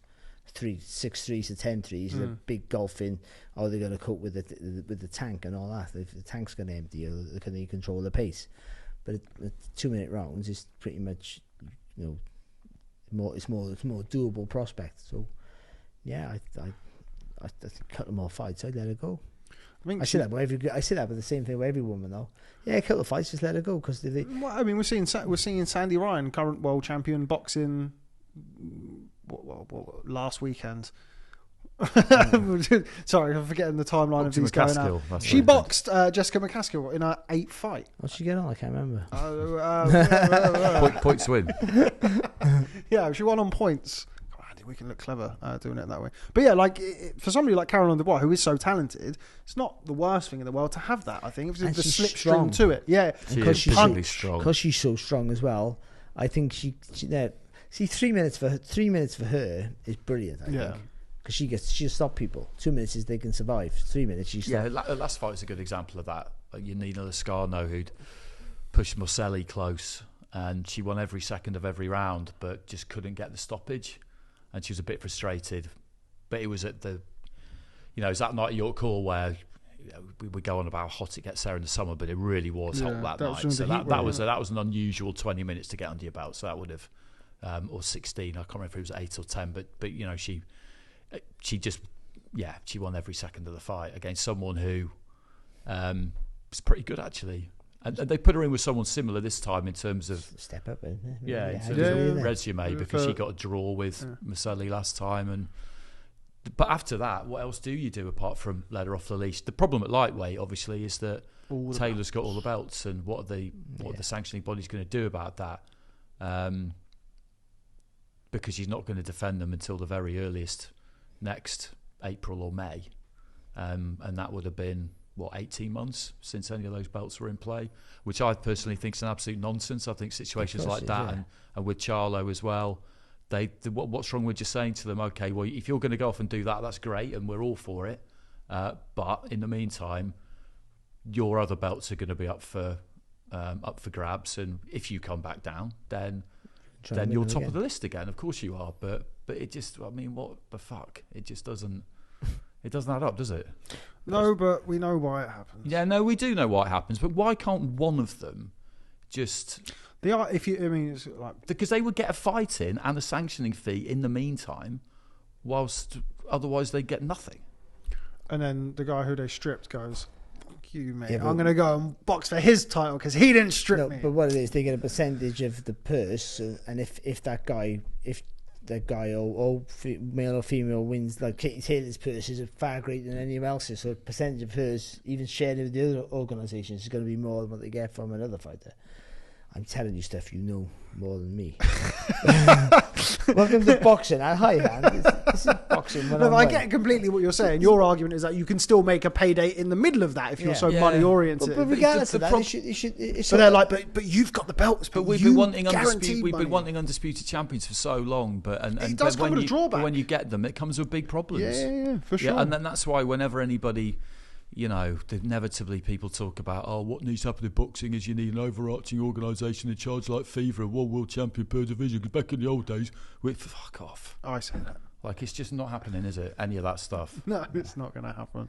The game is the game. The game is the game, and the problem is that when you've got an undisputed champion, what it means is that everybody else's career gets held up if you allow them to never fight. Yes. One of the big drawbacks of the Klitschko eras of the heavyweights, it wasn't a great heavyweight division first and foremost, but because they had all the belts, they observed all of the mandatories, and they weren't getting the fights that we potentially wanted. Admittedly, there wasn't a huge wealth of them, but that is one of the problems with having all the belts and then keeping them. Keeping them is harder than getting them, because you got to satisfy all of these different demands, and you have to have enough financial clout and that's to make the governing bodies play ball. And I wouldn't be critical of Taylor particularly, because she's just always defended the mandatories. When you'd have thought, actually, Brian Peters might have said to her, you know what, let's not fight her. Let's just let that belt go. Everybody knows you're the number one. Let's just go and do something else a bit bigger for more money. Michaela Meyer boxed at 140 recently, didn't she? 142. 142, but I think she wants to fight for titles at 140. But does she want to fight for titles there, or is it? She wants to fight Jonas for Jonas's IBF welterweight title. Yeah, we had this conversation. And that'll happen. I'd be amazed if it didn't. They both said that they want to do it. And also there's they're both the cohesion top between rank. She wants to get the 154. No, so she's now 147. Oh, yes, she's I did this. She picked up that one last week. Yeah. On the show last week, I said that, didn't I? Yeah. Okay, right. Before we wrap things up, because we're getting down to it, so we're going to throw over to Sky Sports Boxing's Andy Clarke to tell us about a couple of good fights on the undercard on Saturday night. Sorry, this fucking thing is such a pain in the ass doing that. One of them is Vidal Riley versus Nathan Quarless for the English cruiserweight title. And then the other one is Jermaine Brown against Callum Simpson in a fight that I like. Yeah, I think that's a really good little step up for Callum Simpson. It's a good fight. Jermaine Brown can box. Yeah, exactly. Trains down at Adam Boo's gym, doesn't he? That is a proper test for Callum Simpson, who has looked good, and they've got a lot of faith in him at Boxer. They're hoping to take him to Barnsley and headline a show and all that kind of thing. But as yet, he hasn't done that much. He's won an area title, which is a good achievement. But Jermaine Brown's boxed up at that English title level, so yeah, I think I think that's a really good match. I think that's kind of exactly what he needs. Next, so I like that one, and I like the fact that Vidal Riley's looking to do it the route that he's looking to take. I don't know too much about Nathan Quarless. I'm looking at that card this week actually, but it's that's what they need to do with these fighters that they're looking to try and bring through, because when Sky kind of started again post Matchroom, they signed quite a lot of fighters who would take some time, and what you don't want to do is rush anyone too quick, but they've got to move at a decent pace, because if you're going to put them on TV all the time, then sooner rather than later you want them to be fighting for something. Yeah, certainly domestically. Yeah, and he is. So, as I say, I don't know too much about the opponent at the moment, but I shall be looking into him in the next few days. Come on, Andy, the fight's on Saturday. It's only in 5 days. Oh, okay, of course. We're still playing that game, aren't we? Yeah. Okay. There we go. Andy's always very well prepared. It's just me who wings it. But anyway, we've got that as I looked over at Barry's. I know. But anyway, all done, I think, for today and last week's shows today. Thank you, as always, to our audience for staying with us and listening to us talk a load of rubbish for the last however long, and of course to our esteemed panel of almost said judges. It'd be real big problems if you were a judge in anything that I was looking to be judged on. But Barry Jones and Mr. Andy Clarke, thanks very much for stopping by. and we'll catch up with you next time.